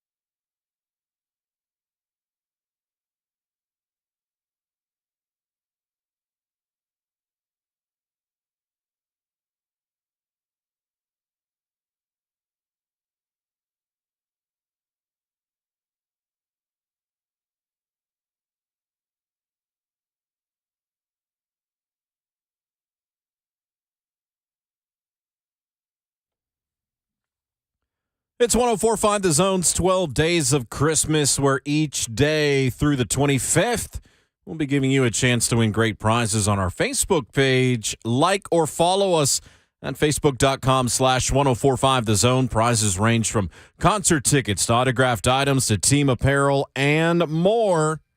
So don't miss out on the holiday fun. Head to our Facebook page now for more info on this contest and others. Visit 1045thezone.com/contests. Thursday edition rolling on Ramon, Kayla, and Will, powered by All Four Seasons Garage Doors. Yesterday was that day you have every Christmas season when you're like, oh, we're how far away from Christmas? Yeah. Because I still felt like we had like 3 weeks for some reason. I don't know why. It's like a week. Yeah. Literally a week. Crazy. That's what, next Sunday? That's right. Yeah. Because the Titans play on Christmas Eve. That's right. Saturday. Saturday against the Houston Texans. Oh, Yes, you don't sir. want to see the temperature for that. Screw. Oh, really? It's going to be cold. That's when a gonna be real really cold front is coming through. So Yeah. this weekend, you're going to be partying in like 29-degree weather. Oh, Will, we're talking the teens for that game. Yeah. Ooh, Kayla's going to have some extra heat. Yeah, Red showed me. On Kayla's purpose? older. Yeah, on purpose, Will. Oh, wow. That's tough. Next Thursday? Yeah. No. Not next Thursday, the 29th, the day No, before UT plays. I know. I'm just saying Okay. in general, it's going to be a low of 14. Don't like that. And then Friday is a low of 8, high of 14. And Saturday, a low of 3 and a high of 15. Get those jackets out. Ooh, pull out the North Face. Yes. I hate it here. I hate it. I literally hate it here so much. Get your mind right, Will. Let's go. I'm ready for this. Some college football news over the past 24 hours. Coaching news and the coaching carousel continuing. Mississippi State has their next head coach. Yep. Yeah, I saw that. And I think this is a good move for them, promoting defensive coordinator Zach Arnett to head coach, agreeing to a 4-year deal that is yet to be signed but expected to be formalized in the coming days, according to ESPN's Pete Thamel yesterday. Source telling ESPN, school wants to give the players a strong leader to help them through the grieving process and give them some stability. I didn't realize till looking into the numbers. I knew that defense had been pretty good at Mississippi State.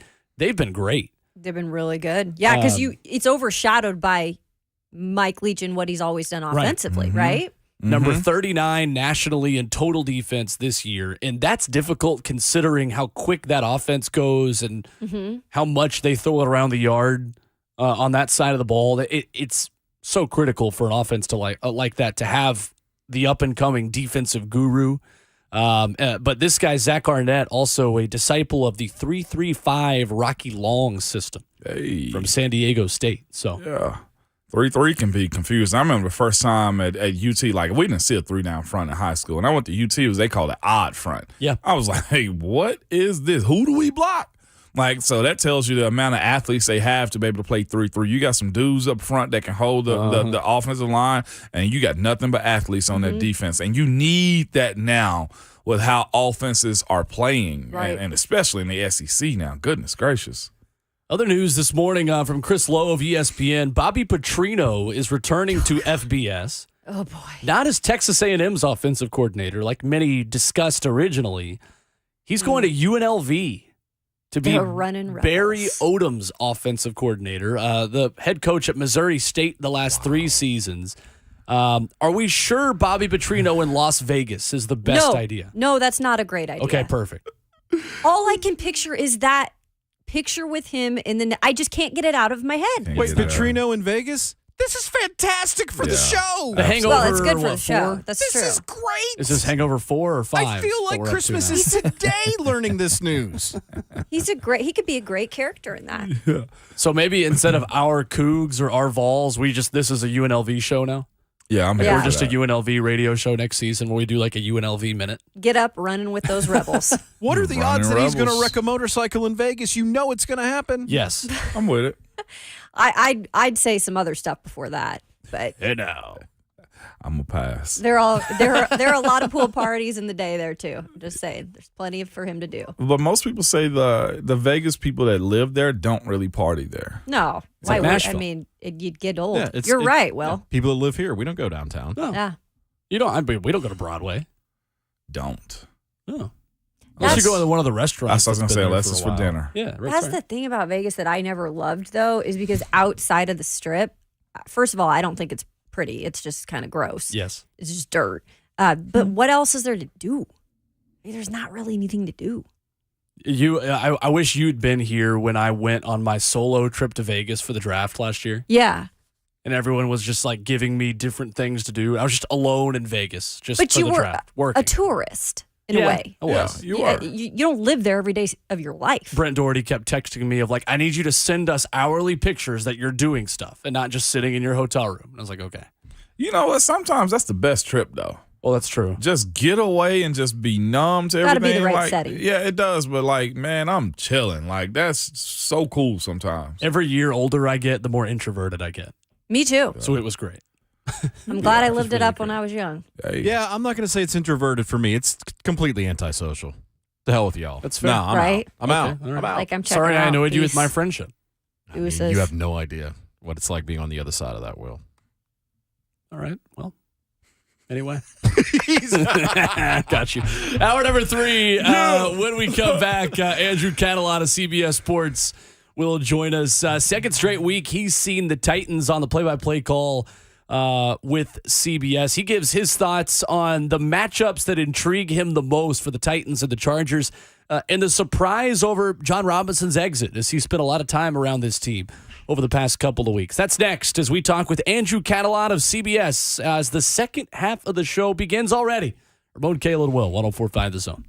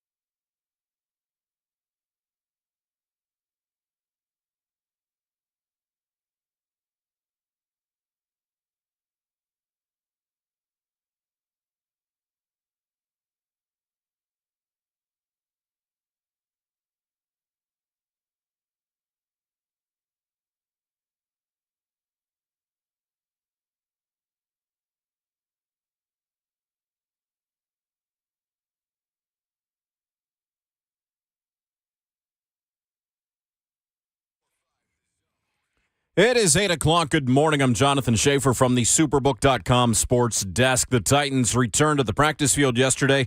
Also made a couple of roster moves. Linebacker Zach Cunningham returned to practice, though he does remain on injured reserve. Meanwhile, running back Jonathan Ward signed to the practice squad. C.J. Board, Traylon Burks, Christian Fulton, Dontrell Hilliard, and Robert Woods did not practice.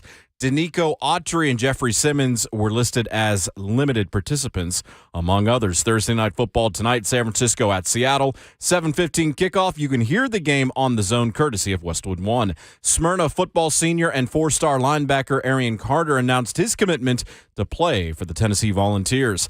Biletnikoff Award winner Jalin Hyatt declared that he would enter the NFL draft, will not play in the Orange Bowl for the Vols. And France defeated Morocco 2-0 yesterday in the second semifinal of the World Cup. France, the defending champions, will play Argentina in the final on Sunday. For all your foundation repair and waterproofing needs, visit USSTN.com. Breaking news at once on your home for the Titans and Vols. This is 104.5 The Zone.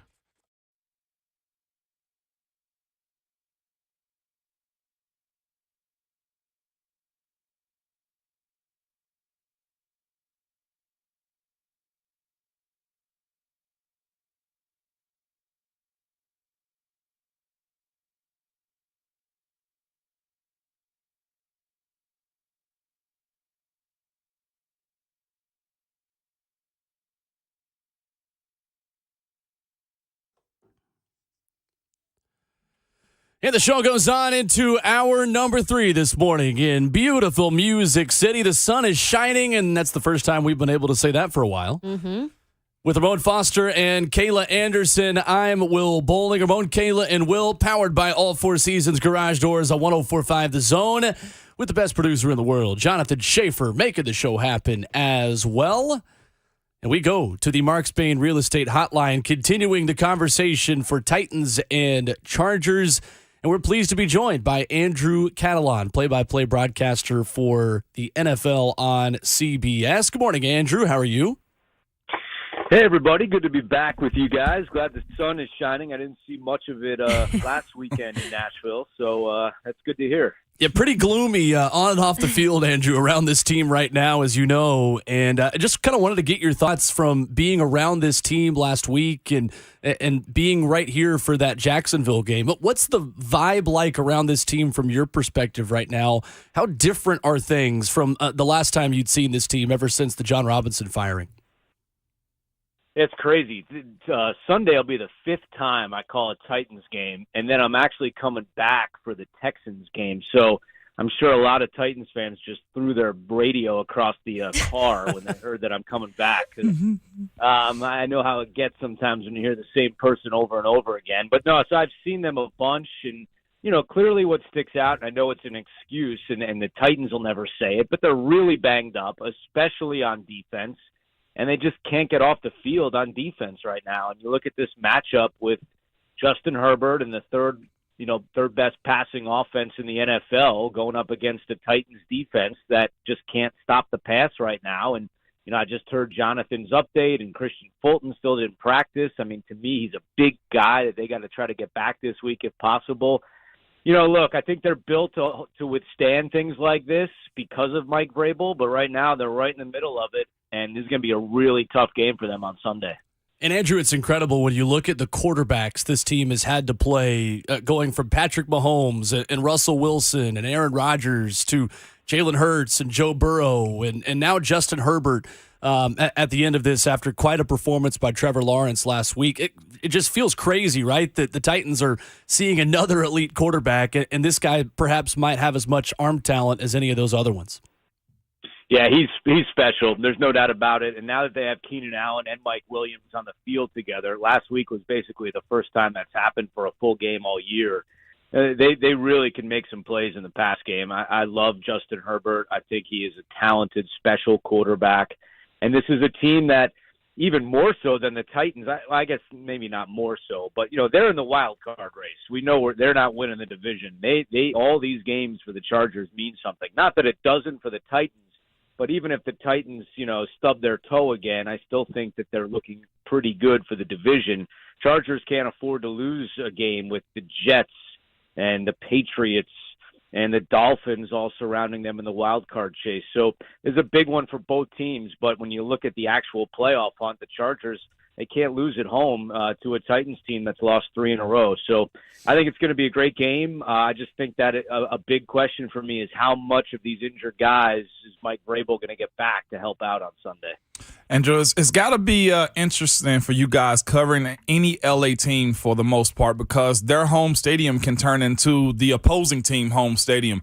How do you prepare for that, or do you ever have conversations with the home team's head coach to say they have to work on silent count sometimes?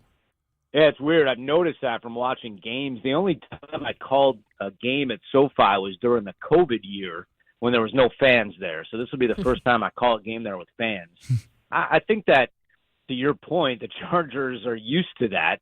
I think that, when the Raiders and Chiefs and, it's a destination city. So even the Dolphins fans, you could see them in the stands last week. So I don't think that bothers them at this point. Maybe it did when they first moved there and when they first had to adjust to it.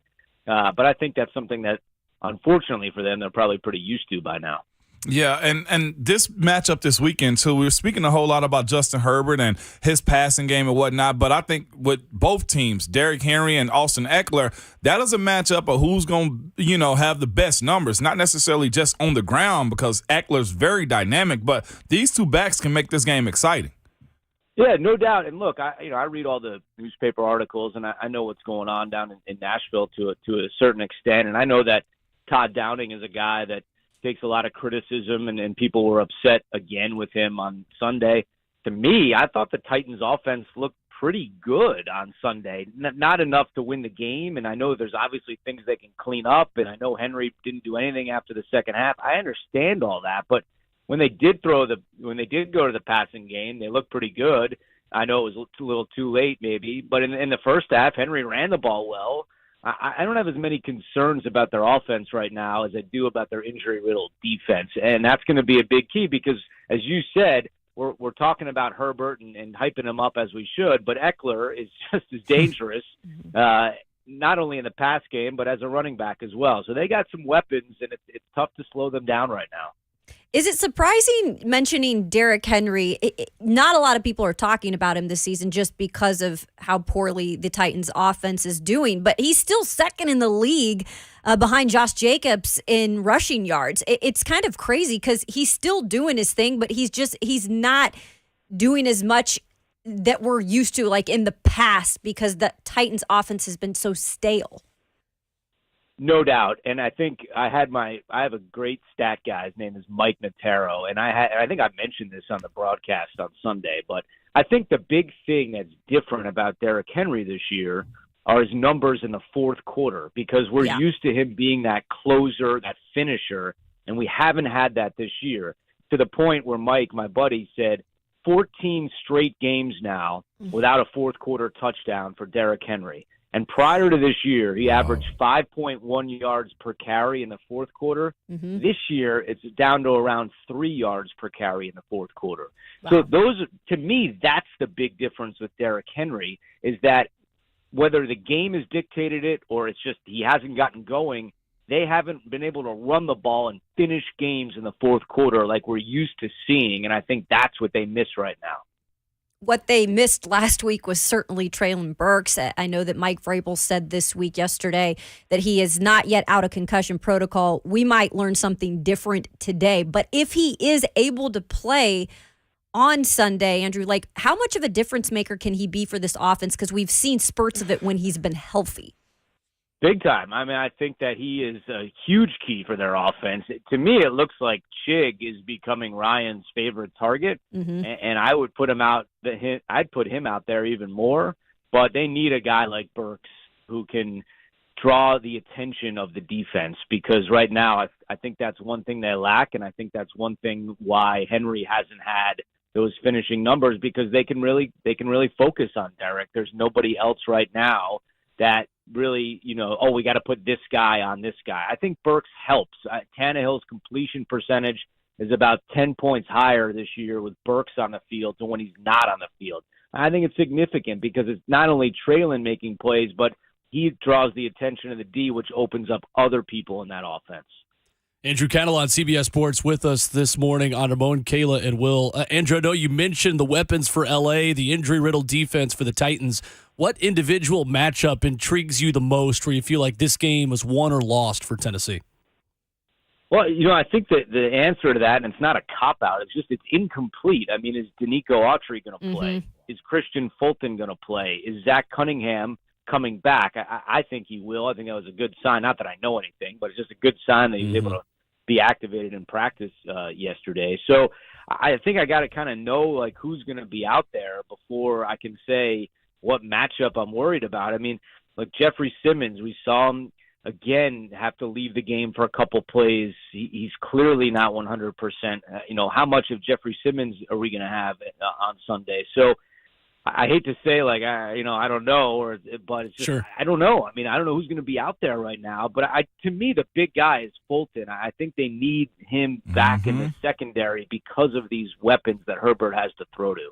Andrew, I imagine if there's any team that you're okay with seeing week in and week out, it's got to be the team that played 91 players last year, right? I mean, yeah, I feel like you might be seeing the Titans a couple of times in a season, but you're also seeing like different Titans teams, I'm sure, over the course of a season as well.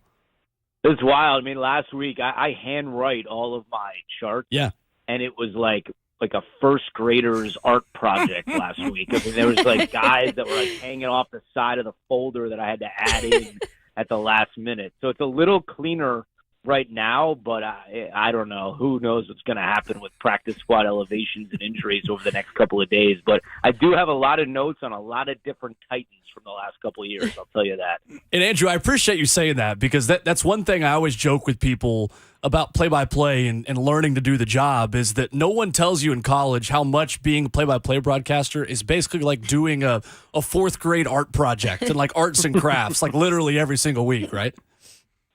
I mean, when I'm on the airplane and somebody next, like I pull out all my stuff and like colored pens and markers, the looks that I get are like, who is this person? What is going on next to me right now? I mean, the flight attendants are like, whoa, are you like an artist? I'm like, no, this is actually, the Titans defense.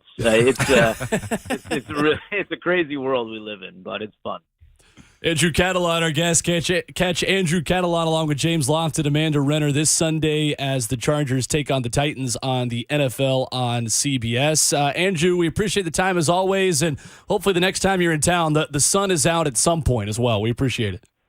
Well, that's next week. I'll be there next week. It's going to be cold, Andrew. The Texans game. All right, guys. Thanks. Thanks, Andrew. There's Andrew Catalon with us this morning on the Mark Spade Real Estate Hotline. And, yeah, that's always great when you get out the 5 different colored highlighters. And, like, I always put, like, a guy's name in black pen, their stats in red pen, and then, like, the details about them, like height, weight, year in blue pen. Yeah. You have to have that, though, right there. And it has to be organized enough where you can just look down and look back up. It's like a boom, boom, boom. It's like studying. I think that process for play-by-play guys, and I'm a nerd about the business and have been since I was way too young. But just a nerd. You could have ended the sentence. Well, that's right. we knew I was a nerd. That. And I feel like that stuff, though, is fascinating on everyone's process. Yeah. Mm-hmm. Like that's something that, some of these play-by-play guys we have on that do these games is a conversation I would love to have with them in the offseason, just picking their brain on the process like that. And doing a Titans game is unique because, I've talked to different guys in the business about this, that like when you do an NFL game, it's easier a lot of times than doing a college game or a high school game. Yeah. Because the cornerstone guys, you can look down and know that's Derrick Henry. Yeah. Like you can look at Mike Williams and be like, oh, yeah, it's Mike Williams. Like it doesn't matter if they change their number or whatever it is. It's a lot different from, college where you've got walk-ons that could get in and you've got huge, massive rosters. I mean, you're learning 53 guys. Yeah. You don't get that luxury when you're calling Titans games. No. It's hard enough when you cover them every day and you're trying to learn faces in the locker room. That's right. And you're just looking up at the nameplates going, oh, yeah, that's the new guy. Oh, it takes a minute. But everybody got on me when I said I didn't remember teammates' names and stuff, okay? I didn't get on you for that. I get it. I understand. A hit dog go holler. A hit dog go holler. I knew it. No. I knew it. Rocky Boyman has flaming orange hair. How did you not know that? So does Dirty Red. So did Dirty Red. Okay, I've had Dirty Red. Tyler Matakavich. He plays for the Bills. Well, he That's played with so you a lot funny. longer than Rocky did. but Yeah, he yes. did. Yeah, Dirty Red played with me longest, but of course I get called out because I don't remember names. Rocky, I'm Ramon Foster. I'm a victim. Rocky Don Davenport's teammate on He ESPN is. this year. They have a real good team too. I would forget teammates' names all the time. I mean, I do too. It All is. the time. Get warm, Okay. Brett. There you go. 615-737-1045. Coming up next, we shift the conversation to the world of college football. A massive commit for the Tennessee Volunteers here locally yesterday. Our friend Josh Ward from the Sports Animal in Knoxville joins us. We'll hit that. We'll hit Jalin Hyatt's big announcement concerning the Orange Bowl and his NFL draft availability. Coming up next, Ramon, Kayla, and Will, 1045 The Zone.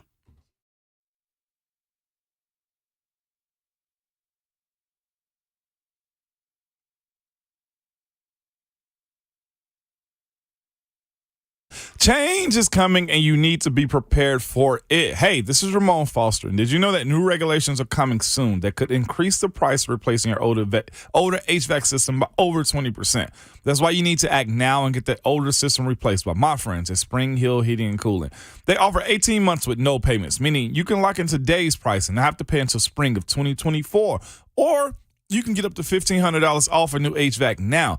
Spring Hill Heating and Cooling is always backed by 10-year parts and labor warranties on York products. And Spring Hill Heating and Cooling is also a York certified comfort expert company. And if you need repair work, they offer free service calls with their repairs, plus low monthly payments on those repairs.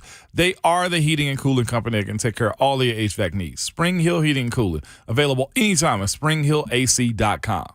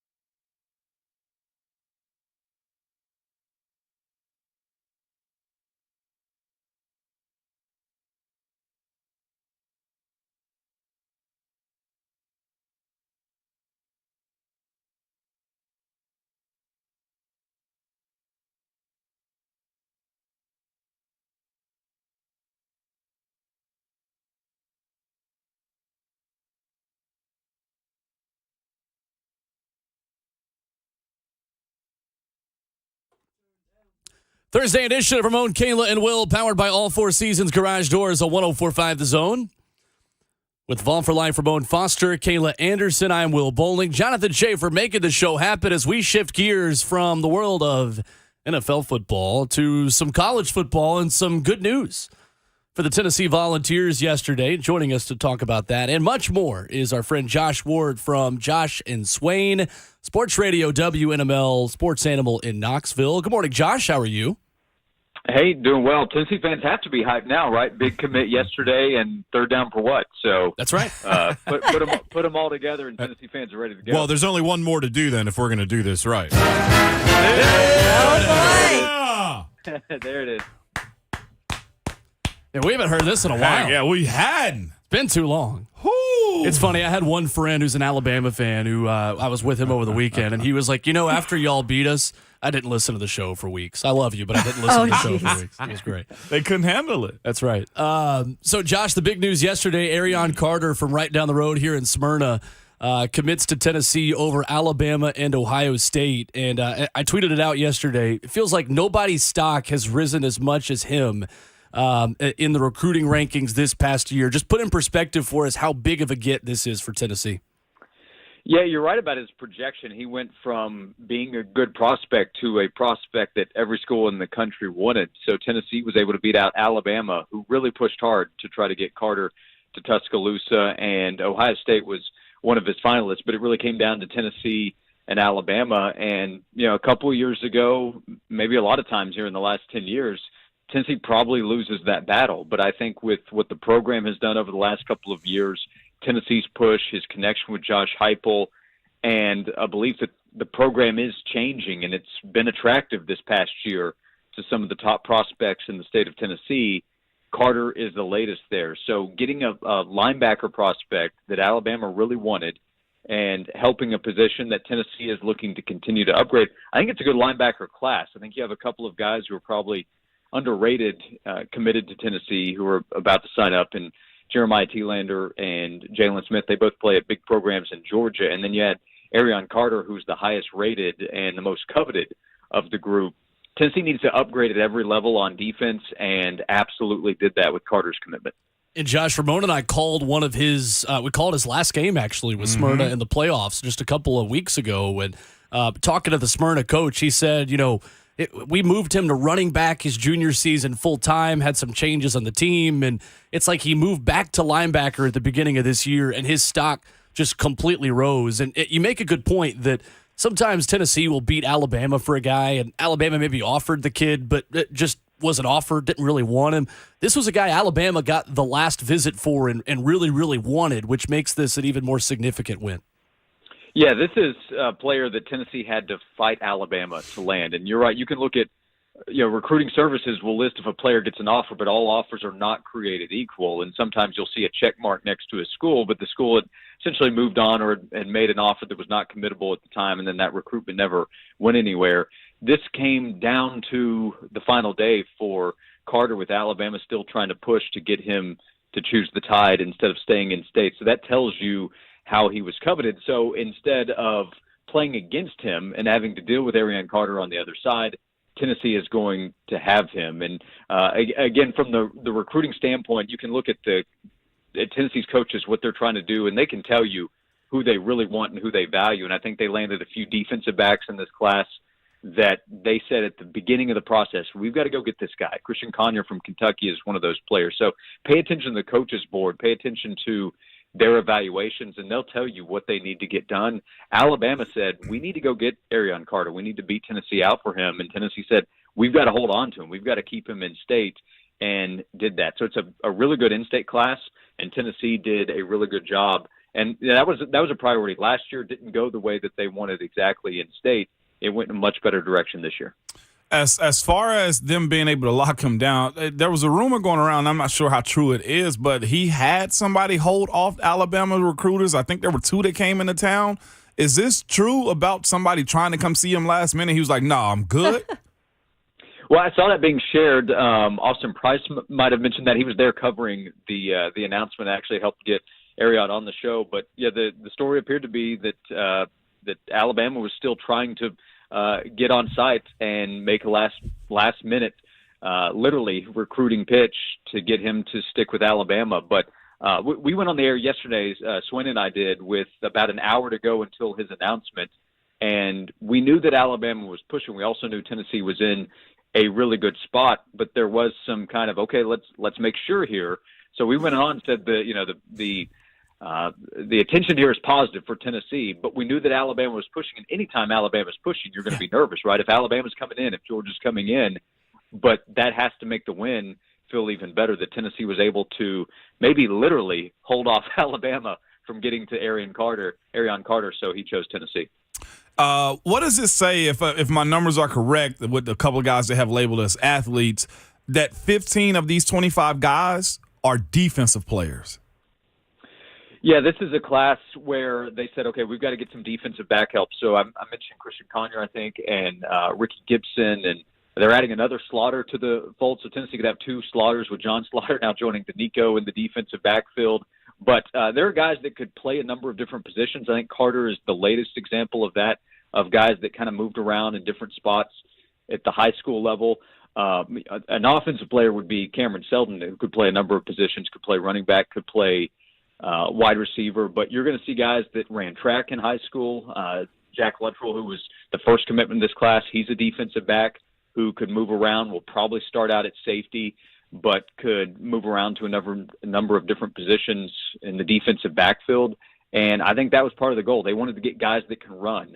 Jalin Smith at linebacker from big-time school down in Georgia, he's a guy that can run, and he's going to add speed at the linebacker position, playing there at Grayson and Loganville. So I think that's what this staff likes about the defensive side. And then edge rush help. You've got to get guys up front, and that's been a big priority since this staff arrived. So adding from there in the mid-state, Herring, and then Shandavion Bradley, guys on the edge on defense. Again, speed, athleticism.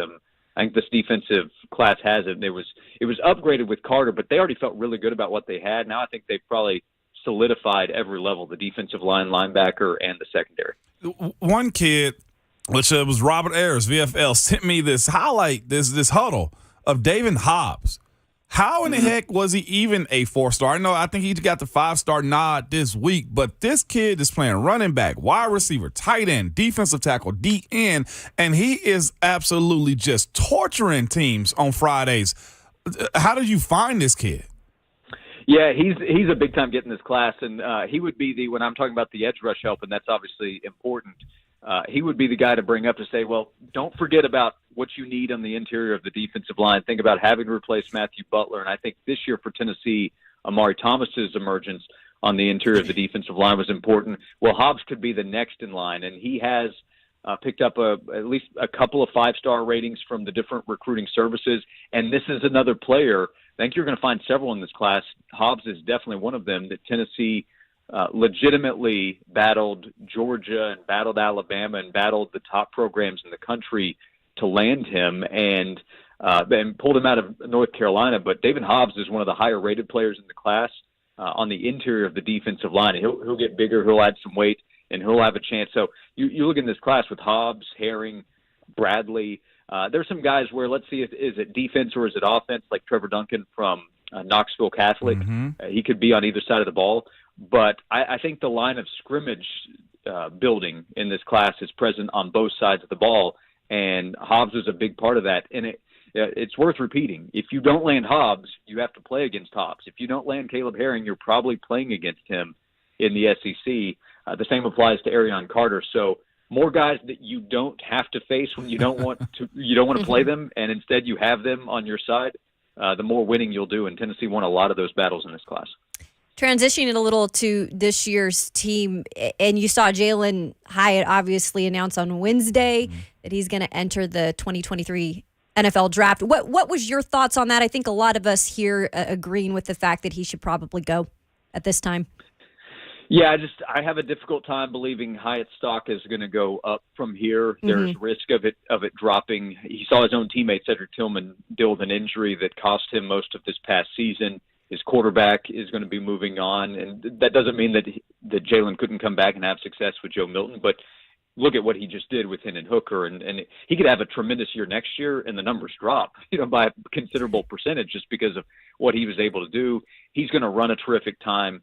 So if I were in Jalin's position, or if he asked my advice, I would say do exactly what he just did, and that is capitalize on a huge year, winning the Blitnikoff Award, and go on to the NFL. It's a difficult decision, I'm sure, for a lot of players. He opted out of the bowl game, which is also probably what I would have done in his position. If a guy decides, hey, I do want to play, I want to play one more game with my team, more power to him. But Tillman and Hyatt both deciding to opt out, and Hyatt's going to go to the bowl game but not play.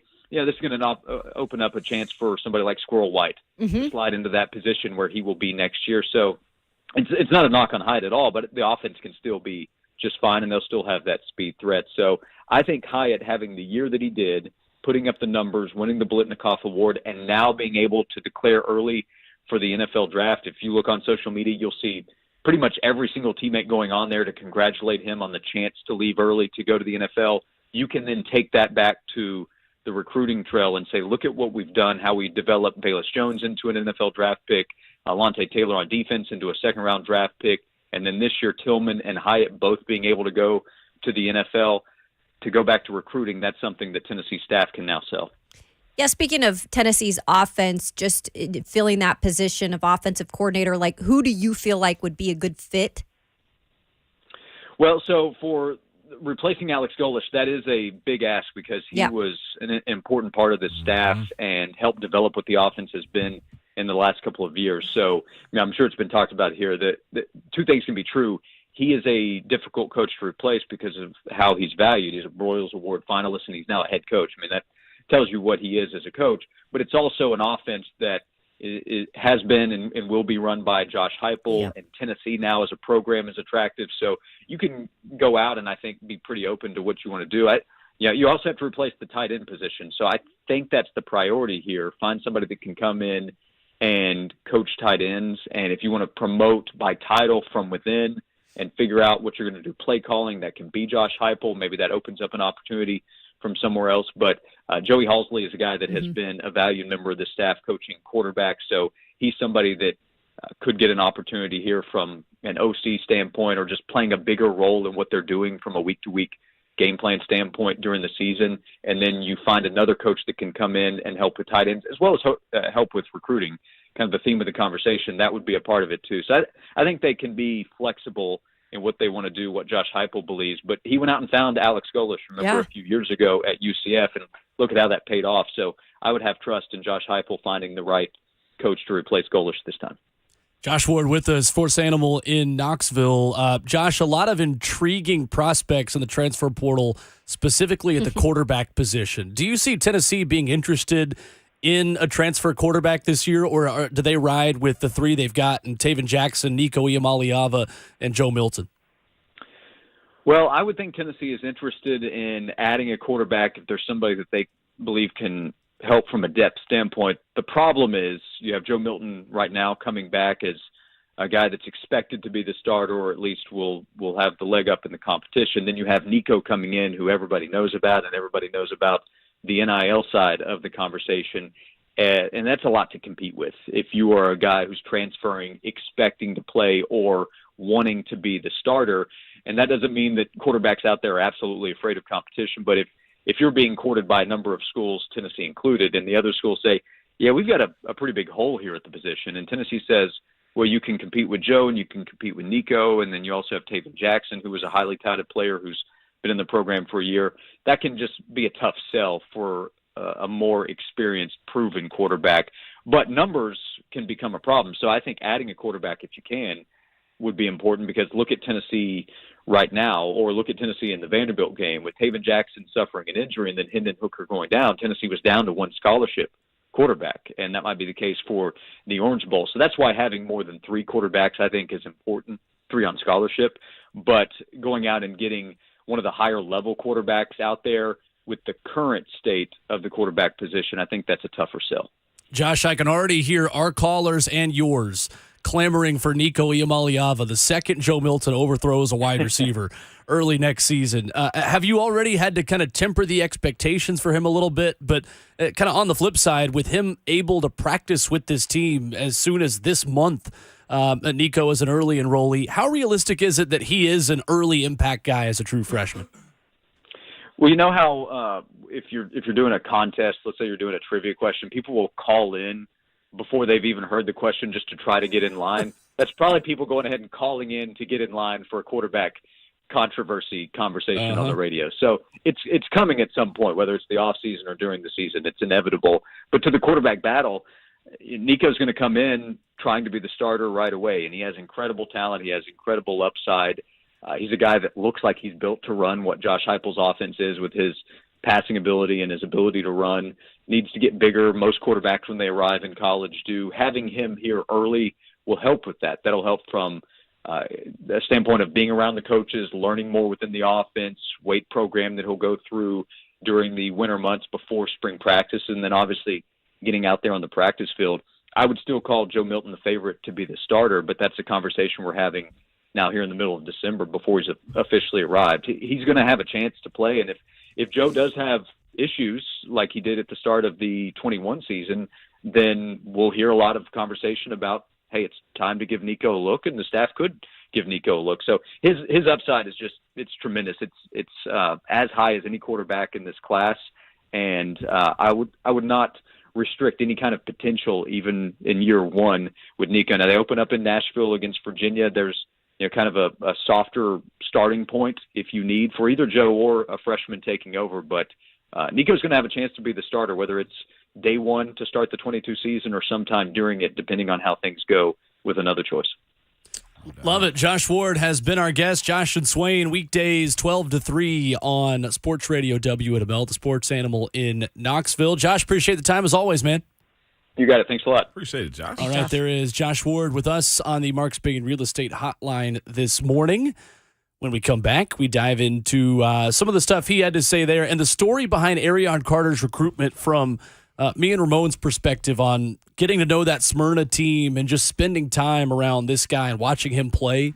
We'll get Ramon Foster's breakdown of what he saw when Beach took on Smyrna, and we were on the call together for the Zone High School football game of the week just a couple of weeks ago. That's next on Ramon, Kayla, and Will, 104.5 The Zone.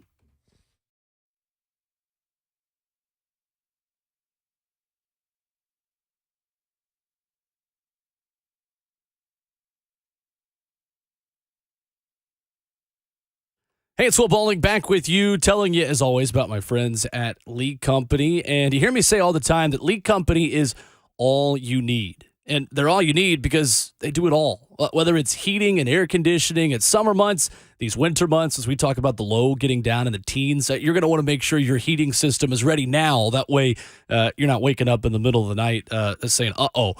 Plumbing, electrical, they do it all. And right now, you can save $20 on any service calls. They're going to help you out with that heating system that's going to need to be running at full capacity coming up over these next couple of weeks around the holiday season. Their phone number, bookmark this. It's easy to remember, 615-567-1000. Lee Company has been serving this community. They've got nearly 80 years of experience. They've been trusted since 1944 for a reason, right? They've got over 950 vehicles in their fleet, 14 community locations here in Tennessee, as well as Kentucky and Alabama, and they do it all. Whether it's your heating system, your air conditioning, plumbing, and electrical, save $20 on any service call. Go to leecompany.com for more info. The phone number again, 615-567-1000. That's Lee Company, all you need.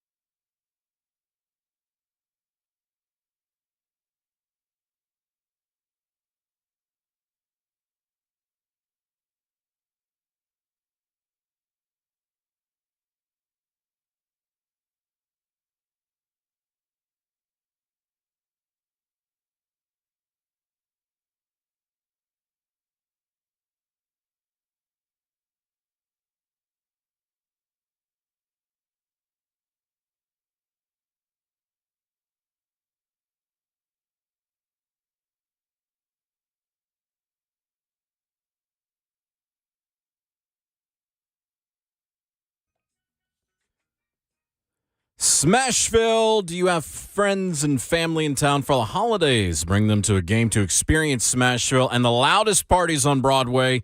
See the Preds face off against the Dallas Stars December 27th. Listen to Blaine and Mickey all week long for your chance to win tickets. For more info, visit NashvillePredators.com/tickets.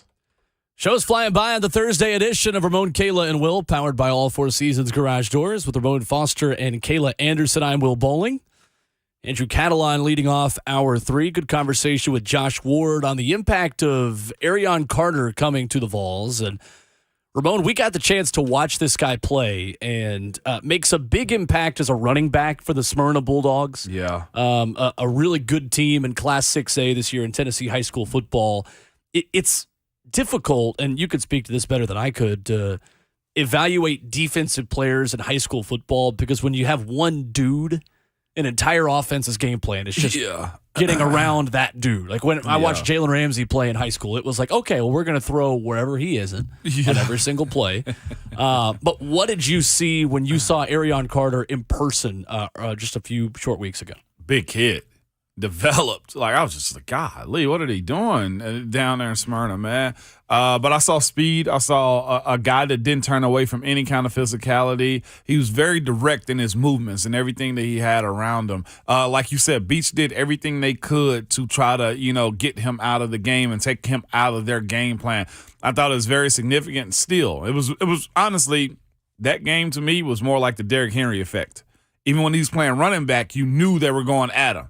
And Beach made it a point to really do those types of things, but defensively, downhill, really good angles to the ball. I think he ended up dropping in coverage a few times. Beach don't really throw the ball a whole lot, but he was a fierce competitor. And at the time of it, I'm watching him. I'm like, on both sides of the ball. Mm-hmm. I was like, yeah, he's the guy. You could tell. Just, I ain't going to say even when he walked on field. He's a leader type. He led his team pregame.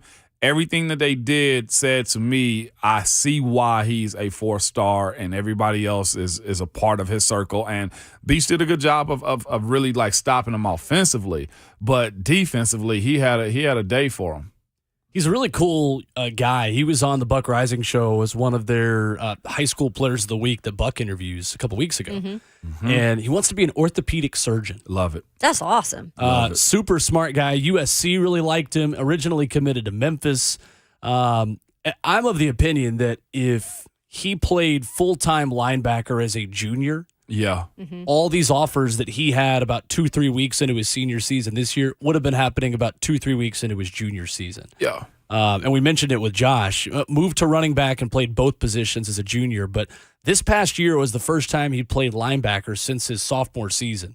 And it's like guys were getting that tape, and it was a mad dash to offer that guy. Crazy. I think he is pushing 5 stars, high 4-star if he is a linebacker playing last year. I know the University of Memphis is chapped. They saw it from day one. They had him locked up. I'm thinking to myself, Memphis from Smyrna, okay, and then he decommits, and it just took off from there, man. It's just crazy. What happens. Memphis was either going to get him and he was going to hit the portal regardless, or this was what was going to happen. It's interesting though that in order for Tennessee to continue beating Alabama and sustain the progress they made this year, they're going to have to continue beating Alabama for guys that Alabama really wants. Yeah. There is no sport that is correlated with player personnel and recruitment to success like college football. Yeah. You just simply cannot win in college football at an elite level without winning recruiting battles. So it's hard for us to have the recruiting conversations in the middle of the season, right, when you have games to watch. This, to me, becomes such a relevant conversation this time of year because there is no one factor in any sport that correlates as much with success as recruiting does to winning in college football. And I say this, too, even for the home state guys. I was more hype about them being from Tennessee and going to Tennessee than anything else around them. Like, I look at the situation. I'm thinking to myself, you're a Middle Tennessee kid next to the biggest city in the state. You know how much you can capitalize on by playing for the state school and being a part of this community. And to me, the most telling reaction of it all was his mom. Yeah, that's pretty cool. that was to me saying she know her baby's going to a really good situation despite anything else that comes out. Yeah, he gets the education, but she gets an opportunity to see her child. She gets an opportunity to watch his stardom grow. She gets an opportunity to be here around this. And honestly, at this point, potentially benefit as a family too. With NILs in high school and that kid being a hometown guy that chose to stay home, whoever goes to Ohio State, Bama, Georgia, man, more power to you. But me personally, I know there's value in staying in state sometimes. And I Kayla. think that's an interesting point just in terms of where NIL is going and how it can affect a decision by a potential recruit. Because if it is a hometown guy, even if it's the state of Tennessee, but if you're from close to the Knoxville area, Middle Tennessee, and you're going and you're staying in state, like the amount of NIL that could be added on to that just because you're a hometown guy or home state guy could be huge. And you wouldn't have that before. You can't come back home because there's only 1% of us that make it anyway. You can't come back home and have those ties and be like, man, I played at Alabama.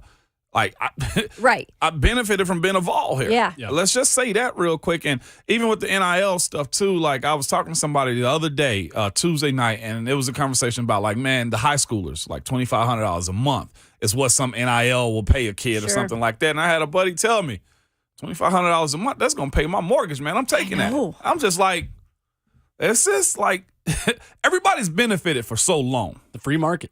Everybody's benefited except for the athletes and mostly their families, unless you're getting something under the table. But talk about Tennessee's program getting right at the right time, too. Yeah. And the collectives. Yeah, Kayla, that's huge. Well, Tennessee now, the top two commits in the state are Vols. Arion Carter from Smyrna, Caleb Herring from Riverdale, two big names that Josh Heupel will welcome to campus very soon. So good news for the Vols there for sure. 615-737-1045. We've got a couple of minutes to take your phone calls on the other side as we reset the Titans injury report. The headlines from St. Thomas Sports Park yesterday as a fast 4 hours finishes up with 60 more minutes. Next, 4's up for Hour 4. Ramon, Kayla, and Will, 104.5 The Zone.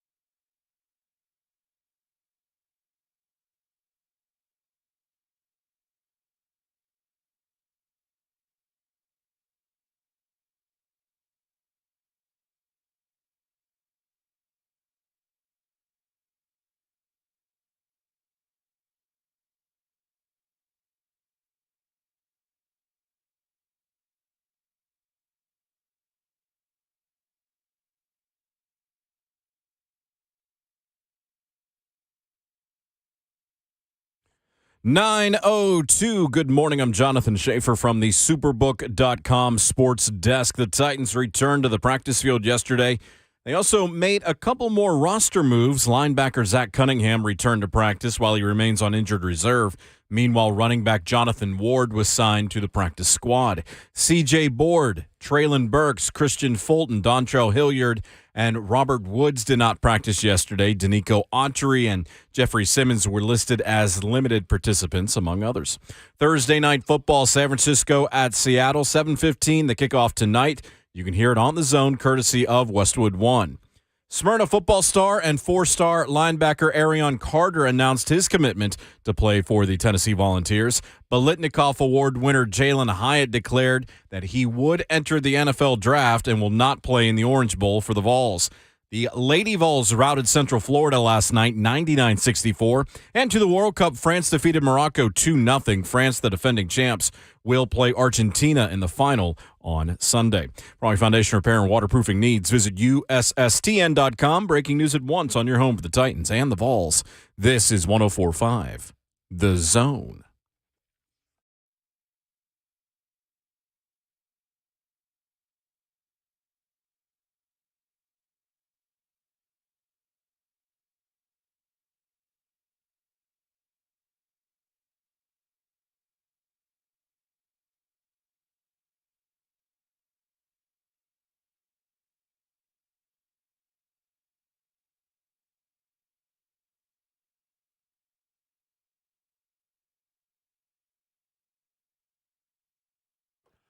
Fourth and final hour of the show, fourth quarter in Music City, USA and beyond. Under Mo and Kayla and Will, powered by All Four Seasons Garage Doors.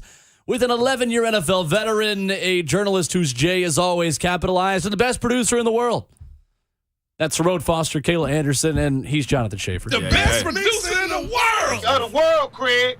The world. I'm Will Bowling. Your phone calls at 615-737-1045. And the biggest game of the year and of the 4 years in the world of sports has been set for Sunday morning, 9 a.m. Don't cry for me, Argentina, because you're playing the World Cup final against the defending champions, France. Should be a good one. This Sunday is when it's happening? This Sunday, 9 a.m. Central Standard Time. I think, are we in Standard Time right now, or are we in Daylight Savings Time right now? Standard Time. Central Standard Time. Don't confuse me like that, bro. I don't know. No, I just know this is the last time we ever have to do it. But the last time, is that going into effect next year? Next year, right? Yeah. It's going into effect? It's about time. Oh, okay. If y'all say so. Yes, Kayla, it's literally about time. It didn't bother me. Okay, well, you're one of the few. Yeah, it didn't really bother me like that. Well, that bothers me that it didn't bother I know, me too. Well, you got to look at. I mean, some people have been adulting for a while. So I go to work. I've been dark, adulting for a while. Go to work Shots dark and come home dark. So it didn't really matter to me. You've been dark your whole life. I have been. Yeah. You know what? There's a portion of the world that enjoys that. Some that What don't. in the world is going on? It's going to get dark a lot later when we do the show. So right now it's dark around like 4:30. I know, I didn't either. Right now it's dark at like 4:30ish. Like it would. So still, when will it? would, It's what 5? The sun would be coming up around like 8:45. What? 8:30. Now, I'm not really sure about that, Will. What? Is that late? Well, because right now it comes up at what 7:15. I wouldn't know. I'm in this building. I have no idea. 7:15, 7:30. Yeah, So it's going to be either. it's going to be an hour later than that. The only time I know when the sun is coming up is like late May, early June when I'm driving. That's a into little work. difficult. Well, that's the thing is because now instead of it getting dark insanely early, it's just going to get light later because the time everything's pushed back an hour. Speaking of light, it's really light in here today. Yeah, it is. Is it? It's fantastic. Yeah. It's interesting. No, it's so not fantastic. I got some sunglasses. the difference. What's wrong with the light? I different- hate too much light. I do too. Straight up. It doesn't. It's Don't not. bother me. Is it too much flattering. sunlight or too much other light? Well, then just Bright turn it light. off. The different Blinding. like At least nothing's on states- fire today. This studio, True. that's true. The different states of this studio based on the show, like 3HL will open It's all so the windows, Yeah. but closes every single blind, Right. matches his mood most days. And then Blaine and Mickey, I feel like somewhere in between, are just like No, they they'll like open the a couple light. of them. Yeah, they like it. I'm somewhere like in the the middle. light. Like I like a tiny bit of natural light. I'm the type of person though that if I'm like sitting at home watching a show there's either one lamp on or there are no lights on, and just the blinds are up. Like the blinds are open just to let natural light in. Lights. I'm like accent lighting. I Like a light just for the mood, but no bright lights or fluorescent lights. Oh my gosh, it's like my worst nightmare. I'm with Straight you. up. Mm-hmm. I enjoyed the natural light, but we can't tell what time it is in here with the. So we won't even see it anyway. Will? Yeah, That's we won't. true. France looking to become the first team since Brazil in 1962 to win back-to-back World Cups. Hey. Italy, the only other team to do it. That was back in 1938. I don't know what you were doing in 1938. Yeah, We were not born. Nobody knows. Yep. Some of the stories of old World Cups are great. Like all the European teams would ride on the same boat when it was in South America. Mm-hmm. And like That's literally crazy. every European team would be on the same like ship. I wonder if there Yeah. were like fights. Oh yeah. It was. Like- Oh yeah. Oh yeah. Man overboard. No, literally. Like, Can you imagine? Oh Yeah. man, goodness. Yeah, there are a lot of soapboxes I could pick up and stand on with soccer that I'm not going to do, but the one that I've seen most recently of like, if only our basketball players played soccer, and what if LeBron James was a goal? Well, the best player in the world is 5'5", 170 pounds, so Leonardo. maybe soaking wet. So You I'm talking so about Messi? excited. I love when Will does that voice because I I, think know. that's actually his voice. I'm so I do too. excited. I don't know it's where his he gets alter his voice ego, from. Bill. Bill. Willie. Gary on Twitter Really? says, did Will Bowling just admit to hitting Natty Light on air? Did you? No, I did Yeah, not. you did? Talking about natural light. Oh. That's water. I'm I'm sure sure you've you've hit hit Natty Natty Light Light at at some some point. Straight up gotcha. water. Well, I'm sure you've hit Natty Light at some Not point. a Natty Light guy. You're not? I didn't say it was good. I'm just saying you may have hit it at some point. Not really. That's, I mean, truly one that I've like maybe had twice.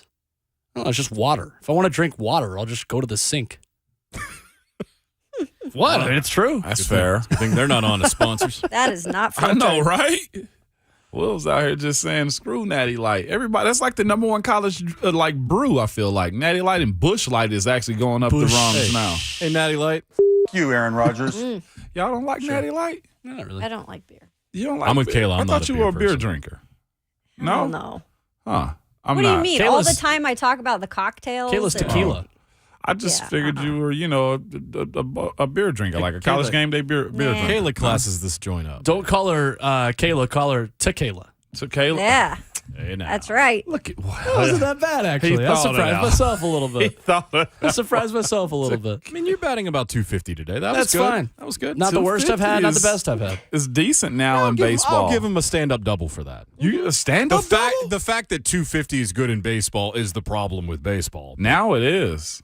But the Because shift, everybody's the shift's swinging going to for- be gone I don't next look at season. 250 Well, no, as it's being also good. everybody swinging for the 250's fences average. now too. Yeah. 250's average. I know, Will's but it just average. doesn't It's look perfect. good. If I'm And I not was talking mistaken, I think baseball. Mookie's like 250 right now. Bets. Which I think he was like a little over that. I thought it. Well, I don't No, know. you're Of course, probably right. The internet, we can look it up. Yeah, 250 I'm a snob is when it comes to batting average. Well, though. I'm like 250. Eh. A little bit of news from Adam Schefter just now on a former Titan, Ola Adaney. Okay. Adam Schefter writing on Twitter, former Titans linebacker Ola Adaney, whom Pittsburgh claimed on waivers this week, did not pass his physical with the Steelers and is now a free agent. Interesting. Yeah. Well, that's So, the answer there. What does that exactly mean, Ramon? He Break it was down in players' unhealthy. terms. Okay. He potentially just needs more time to heal up whatever it Okay. was. Whatever was on his injury scan. What did he What go was down his for? injury, you was guys? it back? Was it neck or back? I can't remember because he'd been gone for so long. Yeah, I know. I don't remember which one it was. Huh. But if that's the case, then that says a whole lot about him if you're not ready. Neck injury. There we go. Yep, it was the neck. There you go. Which is, ugh. No, Yeah, Mookie that's not was a a fun one. 269. My Yeah, bad. that's what I thought. Thank you. So Okay. he's I hovered knew he was above 292, 250. 264, 269. There we go. But he can move it around, though. He does everything well Yeah. out The there. hot stove has been very hot in baseball this week, too. I'm so excited. The hot stove. Oh, sorry. I'm also, Jonathan Schaefer can give me credit for this, that I'm the one person in the Western Hemisphere that likes soccer and baseball. There's not many Well, of us. I that like, like baseball, and baseball. hockey, so I probably am That's fair. another outlier I there. feel like there's some overlap there. Because a lot of baseball players play hockey if you live in certain parts of the country. Like baseball players and hockey Never heard of players are that. the same people. Lacrosse guys also. Those three sports, same people. Little bit. Just depends on if bit. you went to private school, public school, and what part of the country you live in. It's all depending on what you could afford, basically. That's right. Okay.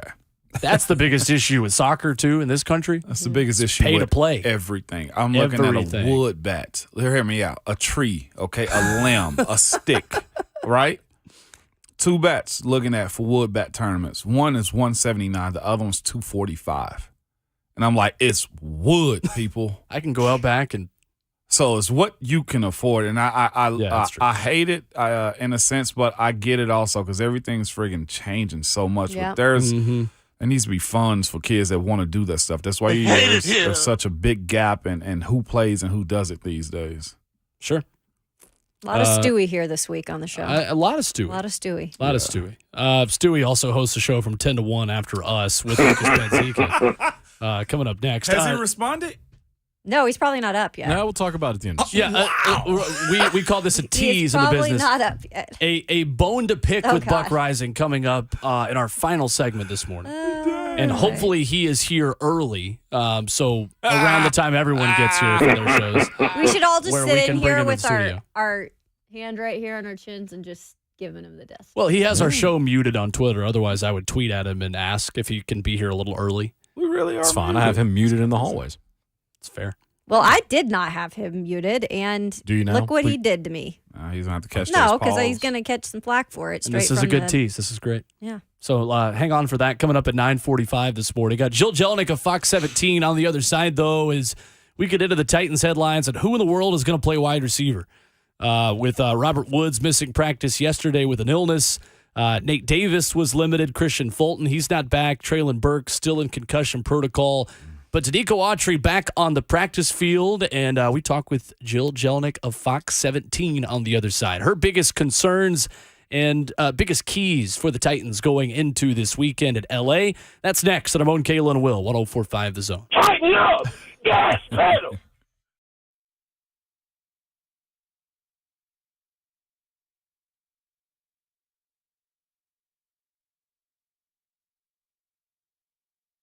It's Ramon Foster for Craftsman on the Hill, one of the best sports bars around. It's located in Hermitage, Tennessee. Just here's the exact address, 3424 Lebanon Pike in Hermitage. And it has one of the best menus around to take bar food to an all-new level, including their delicious smoked wings. They have everything you can think of: burgers, quesadillas, chicken sandwiches, tenders, and several homemade sauces. And as it's getting cold and it's about to be a cold front coming through, they have smoked brisket chili served every single day, and every night there's something for you: trivia, karaoke, dart league night. They have poker tournaments throughout the week. Listen to me, it's the perfect place to support your college team on Saturday and the two-tone blue on Sunday. They have plenty of TVs to watch your favorite sports and sports team.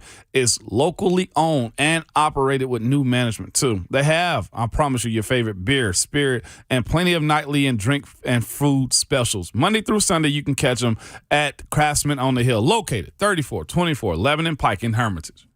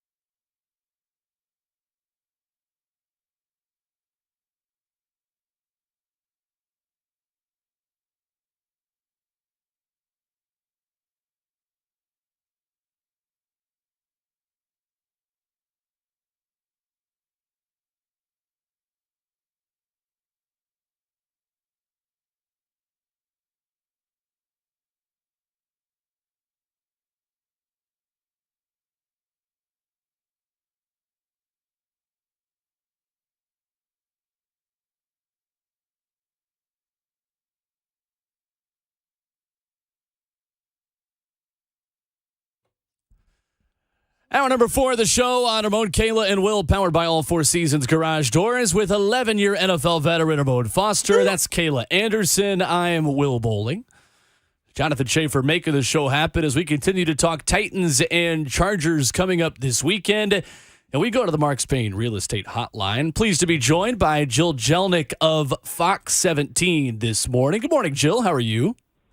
Good morning, guys. Happy Thursday. Great to be on with you guys talking sports. I mean, there's nothing going on, right, in Nashville. There's no big game, no big storylines this week, right? Nothing crazy. Of course not. And certainly another worrying injury report and practice report yesterday at St. Thomas Sports Park for the Titans.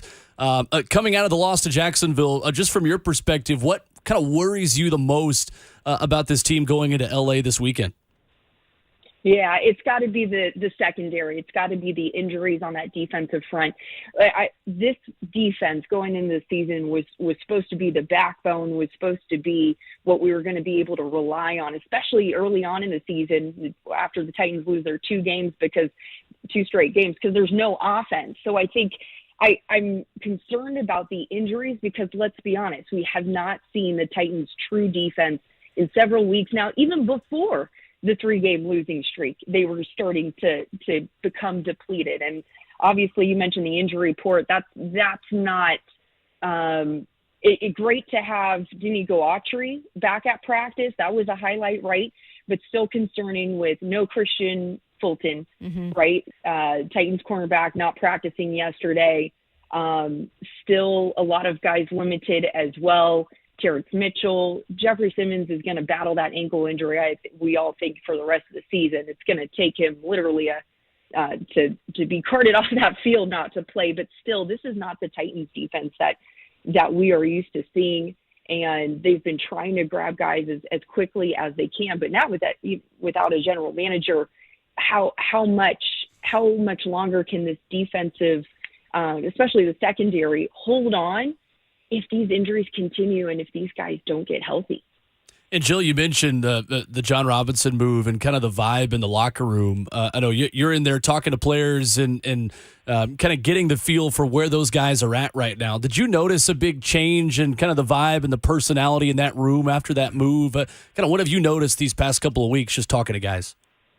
I can tell you, I noticed a difference from last week in the locker room to yesterday in the locker room. Last week, it kind of felt like a little bit of stepping on eggshells, right? We were able to talk to some of the big players, the guys that always talk to us and are willing and able to. Jeffrey Simmons, Kevin Byard, our go-tos, even Nick Westbrook-Akina has done a nice job. Robert Woods, all those guys last week seemed, not concerned, but really stressing the importance of focusing this week and not letting the distractions get to them last week as they got ready for Jacksonville, a huge divisional game. And, that was Vrabel's message last week. We cannot let outside noise get to us or affect our focus. Well, they ended up losing big on Sunday, and talking to them in the locker room after that game. Kayla was with me too. She can back me up on this. Several players said, no, focus was not an issue. We were focused. It was there. We just shot ourselves in the foot. We can't turn the ball over 4 times and expect to win. That was the message Sunday.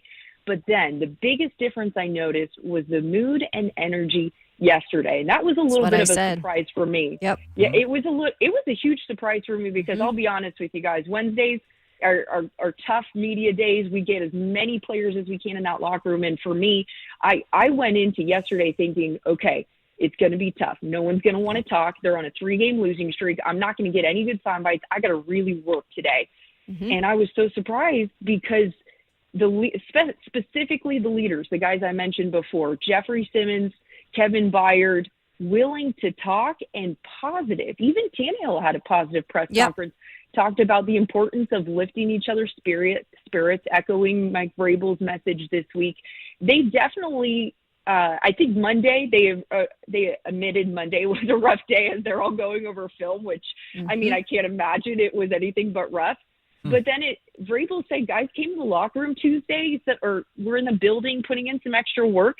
It was like as soon as Tuesday hit, there was a different mindset. This is a team that is, quote, hungry. To quote Tannehill, this is a team that is hungry to get back. And that was the sense I felt. It wasn't hard talking to them in the locker room. It was almost like they wanted to. They're like, gosh, let me get this out because we are definitely a different team than what we've been playing the last 3 weeks. Yeah, that's exactly what I took from it yesterday. I was telling the guys earlier in the 6 o'clock hour that exact same thing.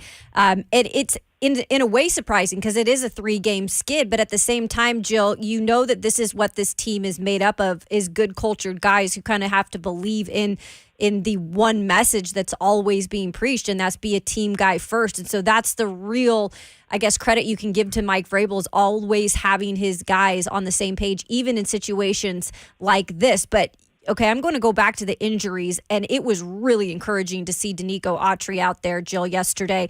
It was funny because we were all moved to one side of the bubble watching Danico. It was almost like we were at the combine with all of our cameras and our phone cameras out watching Danico. What did you take from the little amount of individual drills that you saw from him? And what's your kind of gut on seeing a little bit from him on Sunday, even if it isn't a full game, but just some snaps going in at certain times?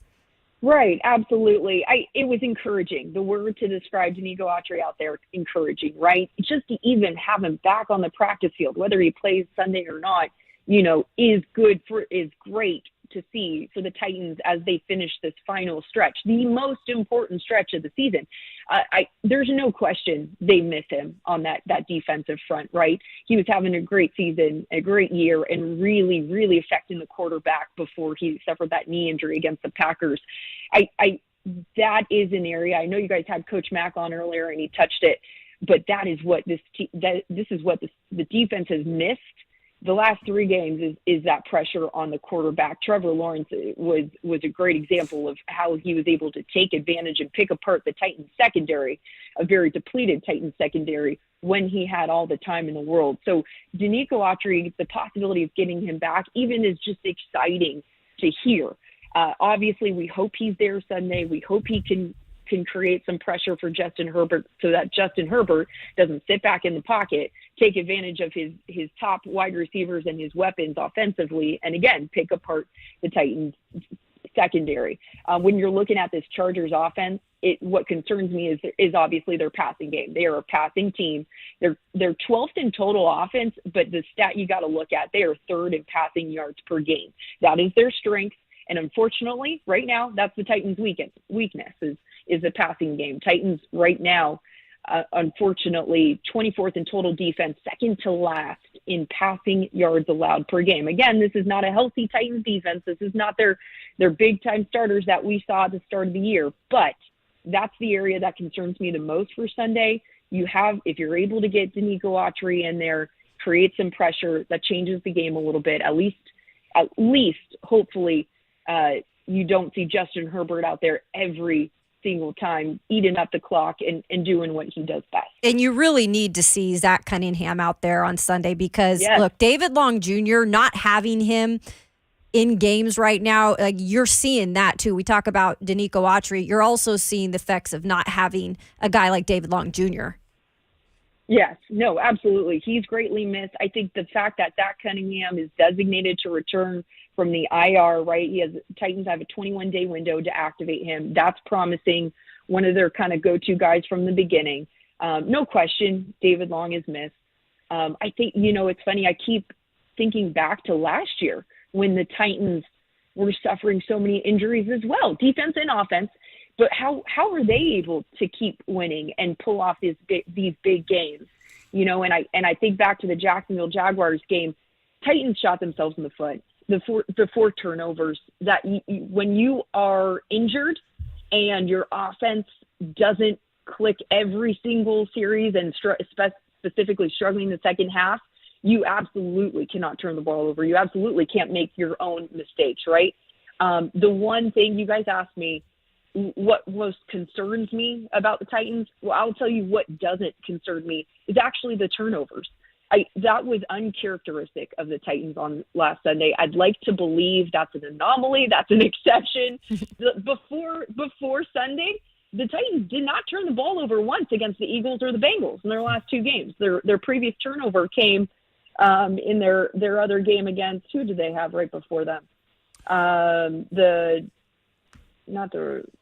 it they had not turned the ball over in their previous 2 games. The Texans, I believe, was their last turnover.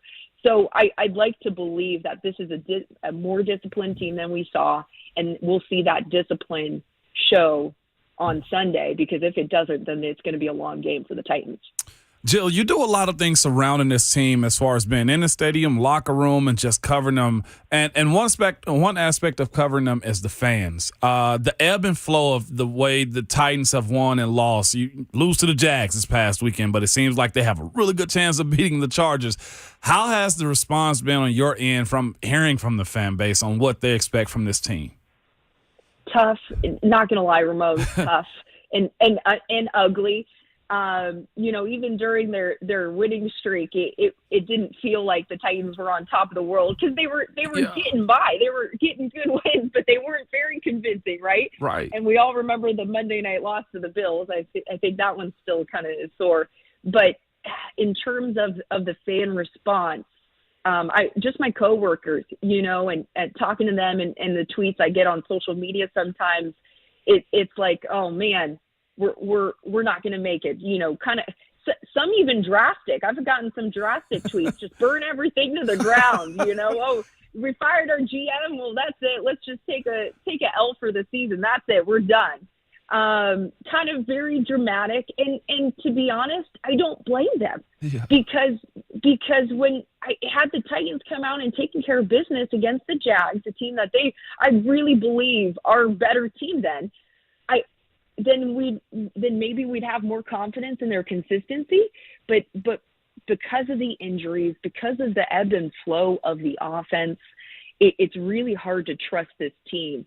I have a hard time putting all my faith in Derrick Henry, right? Which we did the first 8 games of the season last year, and that seemed to work out fine until he got injured, but that hasn't been the case this year.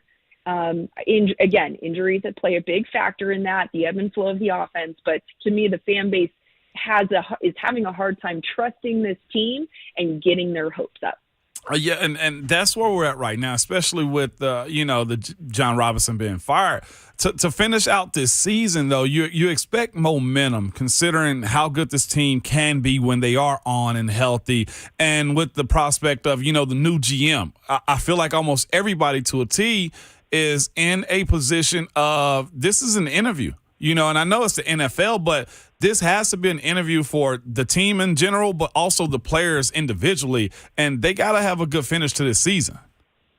Oh, absolutely. Tannehill said it best. This December, when December hits, this is the most important time of the year. You're either getting hot and building momentum in the playoffs, or you're not. And right now, the Titans had a great chance to start December to kick off this final stretch of games with a solid note on Sunday and get an inch closer to locking up that AFC South, and they didn't. I had a coach once tell me, and I this is kind of sometimes my life motto I fall back on: you're either getting better or you're getting worse. Yep. No one stays the same. No one stays the same. And on Sunday, even though I still believe that was not the characteristic Titans team, and they're much better than that, we all know that, they did not get better on Sunday. They got worse.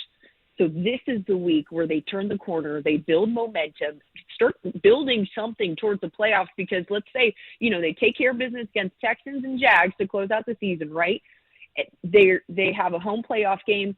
We don't want another repeat of last year, which was a stagnant, cold Titans team in the playoffs against a red-hot Bengals team that was heating up at the right time. That is not what we want. So they got to start building that momentum now, and also the confidence, right? Get the confidence back of these guys that are not your typical starters, the deeper guys on the depth chart. Mm-hmm. Get the confidence back on this team, build that momentum, and hey, who knows what happens in the playoffs. Jill Jelnick with us from Fox 17 this morning on Ramon, Kayla, and Will. Well, Jill, if the Titans were getting worse, Jacksonville and Trevor Lawrence got a whole lot better from the last time the Titans saw them. Just how impressed were you with what Trevor Lawrence was able to do, and how incredible is it that the conversation and the outlook for the AFC South changes so quickly when you see a quarterback of that caliber play like that in that stadium? It makes me love football. You know, I definitely had a deeper respect for the Jaguars after Sunday, and specifically Trevor Lawrence, career high in passing yards, I believe, and also season high all around for him.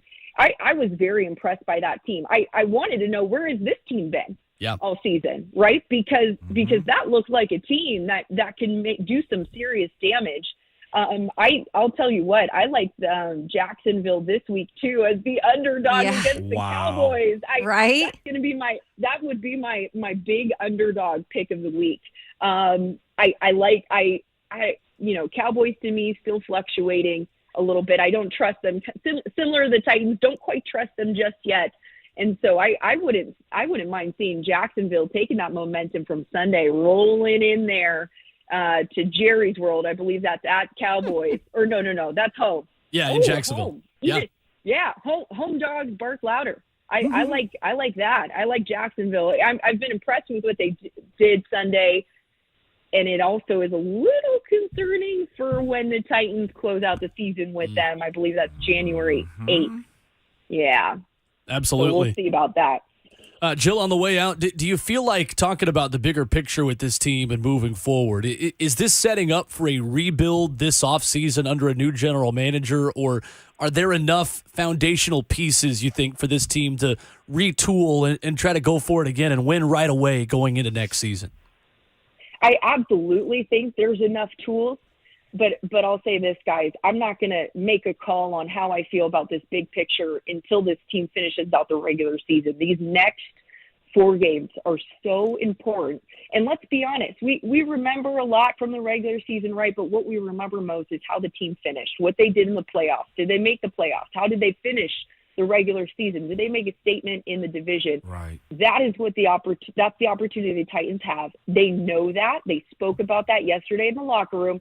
So I'm going to judge this team based on how they finish out. And I'm going to try to not take these injuries too much into account. Look at this team as a whole. How were they able to close out this division, and what did they do in the playoffs to get over that playoff hump that has been really crutching this team the last couple of years? That's how I will judge this team and make a decision on how I feel going into 2023. Mm-hmm. Really good stuff with Jill Jelnick this morning, our guest from Fox 17. Jill, great to have you on the show. Let's do it again soon.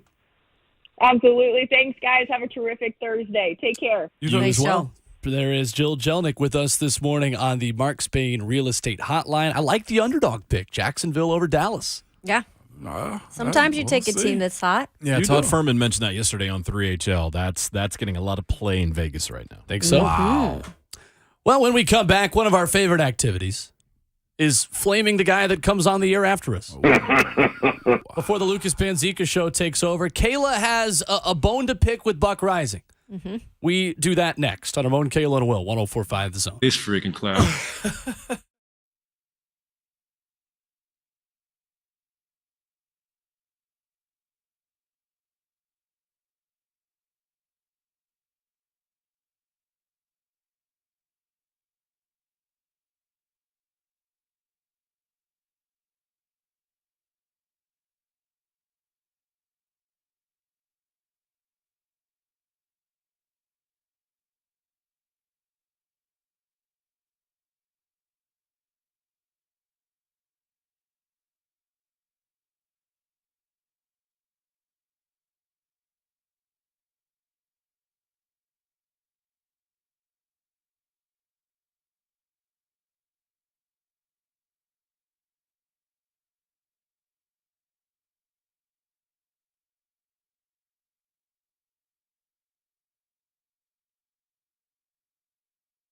It's Ramon Foster for Window Nation, and Window Nation is doing the impossible. Despite the fact that costs are up and inflation is up and rates are rising, Window Nation is giving you 0% interest for 5 full years on new windows. That's no interest payments for 60 months, in addition to 2 windows free with every 2 you buy. This winter is going to be even colder. Matter of fact, I already look for next week. It's going to be in the teens and low single digits. I'm telling y'all, we're facing the highest energy costs in over 25 years, and all-time high up as much as 28% from last year. So you need to stay warmer and more comfortable and add to your home's value and lower your energy bills with Window Nation's incredible savings. You get 0 interest payments for 5 years plus 2 free windows for every 2 you buy. You can save up to 30% on your heating bills and increase the value of your home. And how do you know if you need new windows? If they are sticking, drafty, cracked, hard to open or lock in when they close, guess what? You need new windows. Of course, this is what I need you to do right now. Listen to me. You can buy 2 windows and get 2 windows free on any style from Window Nation. There is no limit. Plus, you make no payments and no down payments, and there is no payments and no interest until 2025. Save thousands on your new windows and your energy bills, all while upgrading the look of your home. The number is 866-90-NATION, or you can visit windownation.com. Again, it's 866-90-NATION, or visit windownation.com.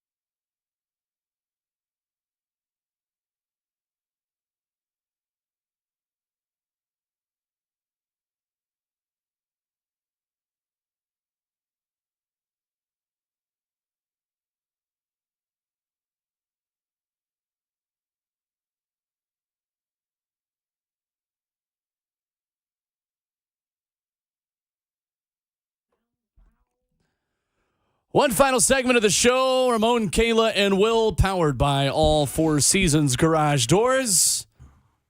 If you're like us and you're in the business of flaming Buck Rising, you've come to the right place. That's what we'll be doing during this segment. Some breaking NCAA news as well. Saw that. The NCAA has chosen its next president. Massachusetts Governor Charlie Baker will assume the role on March 1st, 2023. His second term as governor of Massachusetts ends in January. He did not run for re-election. Mark Emmert, of course, announcing he was going to step down in April of 2022. Wow. And will serve in an advisory role until June. Interesting here that the NCAA goes the direction of a politician as the NCAA and NIL and different issues concerning college sports get a lot more political than they used to be. Yeah, I mean. So it makes sense. It's got to be appropriately represented on all sides of it, though, Will. I mean, you look at these players and what they got to deal with and who's representing them. Like, we're going to see a big old change in the way college ball is played. It's basically the farm league now. Yeah, that's a big task to take on, I'll tell you that much. Officially, yeah. Baker was a Harvard man who played basketball there. His wife, a gymnast at Northwestern. Both of his kids played college sports. Not an athletic administrator, but a politician who takes charge of the NCAA. That's right. Very smart. Got to be a level of business into this one. I don't think you look at the guy that's the, we love him because he played the sport. I don't think you can do that no more. You got to have both. Yeah. Right? And then he can learn the sport. That's right. Well, it's 9:49, so Buck should be, wading into the studio in about 5 minutes, which means he might be listening right now. Kayla, you have a bone to pick with the man that takes this studio after us. Uh-oh. I do. Look, I've never had a bone to pick really with Buck. You guys usually do. I was gonna say, I've known Buck for 5 years, 6 years now. Ever since he was a baby sportscaster here or sports radio guy here. Still kind of a baby. Yeah. I was gonna say, what does that make me? And I thought we all were team players here. We support each other. We root for the team. Our content, we follow each other. And here we go this morning. I'm looking at something on Buck's timeline, and I see, Buck doesn't follow me anymore. Oh my goodness! You, Aaron Rodgers. Oh, interesting, Buck. So I'm too much for you. And he went and did that unfollowing, and now one of our teammates here at 104.5 on the Buck Rising Show no longer follows his teammate. Ramon, Kayla, and Will. I'm not mad. I'm just disappointed. Actually, no, I'm kind of mad too. You're a little ticked off about that. That's cold-blooded, man. No support from my teammates here. It's hard out here on these Twitter streets. It's hard in these Twitter streets. Twitter I'm finger. telling you guys, the reaction has been so funny on Twitter, by the way. It's cracking me up because people are just going along with it. I will say, though, I am a little interested in what Elon Musk is doing right now with Twitter because I have magically, and this could be the case, I'm giving him the benefit of the doubt in all seriousness. There has been some Twitter unfollowing happening from my account even, but I don't know who these people are that I'm unfollowing. No, or maybe I don't. Bots that you mistakenly follow? I don't know. I told you mine is fluctuating too. Mine goes up and down. It is. So yeah, Buck, it is. we got a bone to pick with you. Hey, bring your fighting gear, Buck. Hope you lubed up, baby. Let's go. Maybe that was just Lucas tweeting out the polls from Buck's account. Maybe Lucas is to blame for this as well. Lucas. Either way, that's interesting. Look at you just falling upon some slander this morning, Kayla. That's crazy, man. I don't usually come at folks. The Queen said that she'll drag him. She's got Teresa no problem. Walker. Teresa's involved too. Yeah, what do you think? Right, I'm officially Teresa's out now. involved. I'm out now. I don't want Of course problems. she's involved. I mean, hey, the lady media around here, y'all stick together, baby. I'm like, y'all walk in a pack, okay? Wolf pack at that. Dangerous. Okay, lead dog, Teresa. Nothing happens in this market without Teresa Walker. The fact that she jumped in, I'm out. Buck, you got him. Here's some of the responses. Goody says, because Buck is a terrible person. Bunchy says he is soft. And not just soft, but SAWFT soft. AF. Jordan says, Buck, loser of the week. Dang. There was a few loser over the weeks. And it's not like you're inactive on social media. You're there, so you can't be mistaken as a bot. That was on purpose. Bro, I'm not a bot. I'm on Twitter a lot. I'm just reassuring that that's not the excuse anyone can use. No. Okay, all right, just checking. It's not me I instigating tweeted here. like I'm just trying to 18 get to the times bottom this of it. morning. Have we confirmed that Buck isn't a bot? I mean, technically no, because he unfollowed the homie. Is all I'm saying. He unfollowed the homie. Will, unbelievable. He muted the show. What? Unfollowed The Kayla? homie. Hold up. Say that again. I'm Shay. the nicest person on the show to him. He muted us. The show. Prison and jail. All. At Buck Rising. Prison All and the jail. Get him. Our hotline is ringing right now. Get so I him. think we might have an answer to this. That's crazy, man. Also, I guess we now expect Buck can expect us to fill in on a show again in the morning because if he's still in the car right now. What's Hello, crazy? Buck. Defend yourself. That's the homie, man. What we doing? Buck, you're on. Hello. So what's the problem? You unfollowed Kayla on Twitter. No, I didn't. Yes, you did. Buck, she screenshotted it, man. It's real. I don't want to believe it either because I'm like, you're the homie. We got commercials together. You feel me? And she said that was like, not my Buck. And she was like, yeah, your Buck. And it was like, she said a bunch of other stuff I can't say. On the radio show yesterday. I know, Buck, and I was so depressed this morning. I was looking on something on your Twitter this morning, and then I said, he doesn't follow me? What the bleep is going on? Yeah. All right, well, in the interest of safety, I'm not going to look at my phone right now because I'm in the car on my way to work. But I will say to you, what did you do to deserve unfollowing? I don't know. I thought you were going to blame Elon, but you're blaming Kayla.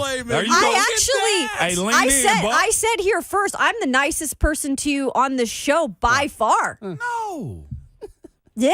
Well, it's you and Ramon. The Thank other two, we can sit on it and spin. It's a love-hate relationship. Yep. Look at that. I think that, yeah, there he is. I think that the rest of it. No, I'm copacetic, baby. But I will tell you that if you are unfollowed, I'm not going to pin this on Elon as easy as Elon is to pin things on. I want to know what you did to deserve unfollowing. Wow. There you go, Buck. Wow. That's the Buck I know and love. I knew he wasn't going to I back see down. how it is. I won't say anything because I might be next, so we'll see. I see how it is. 5 minutes. Bye. Goodbye. Goodbye, friend. Back to the shadows. Well, coming up next, the Lucas Panzica Show live on 104.5 The Zone will take over fall.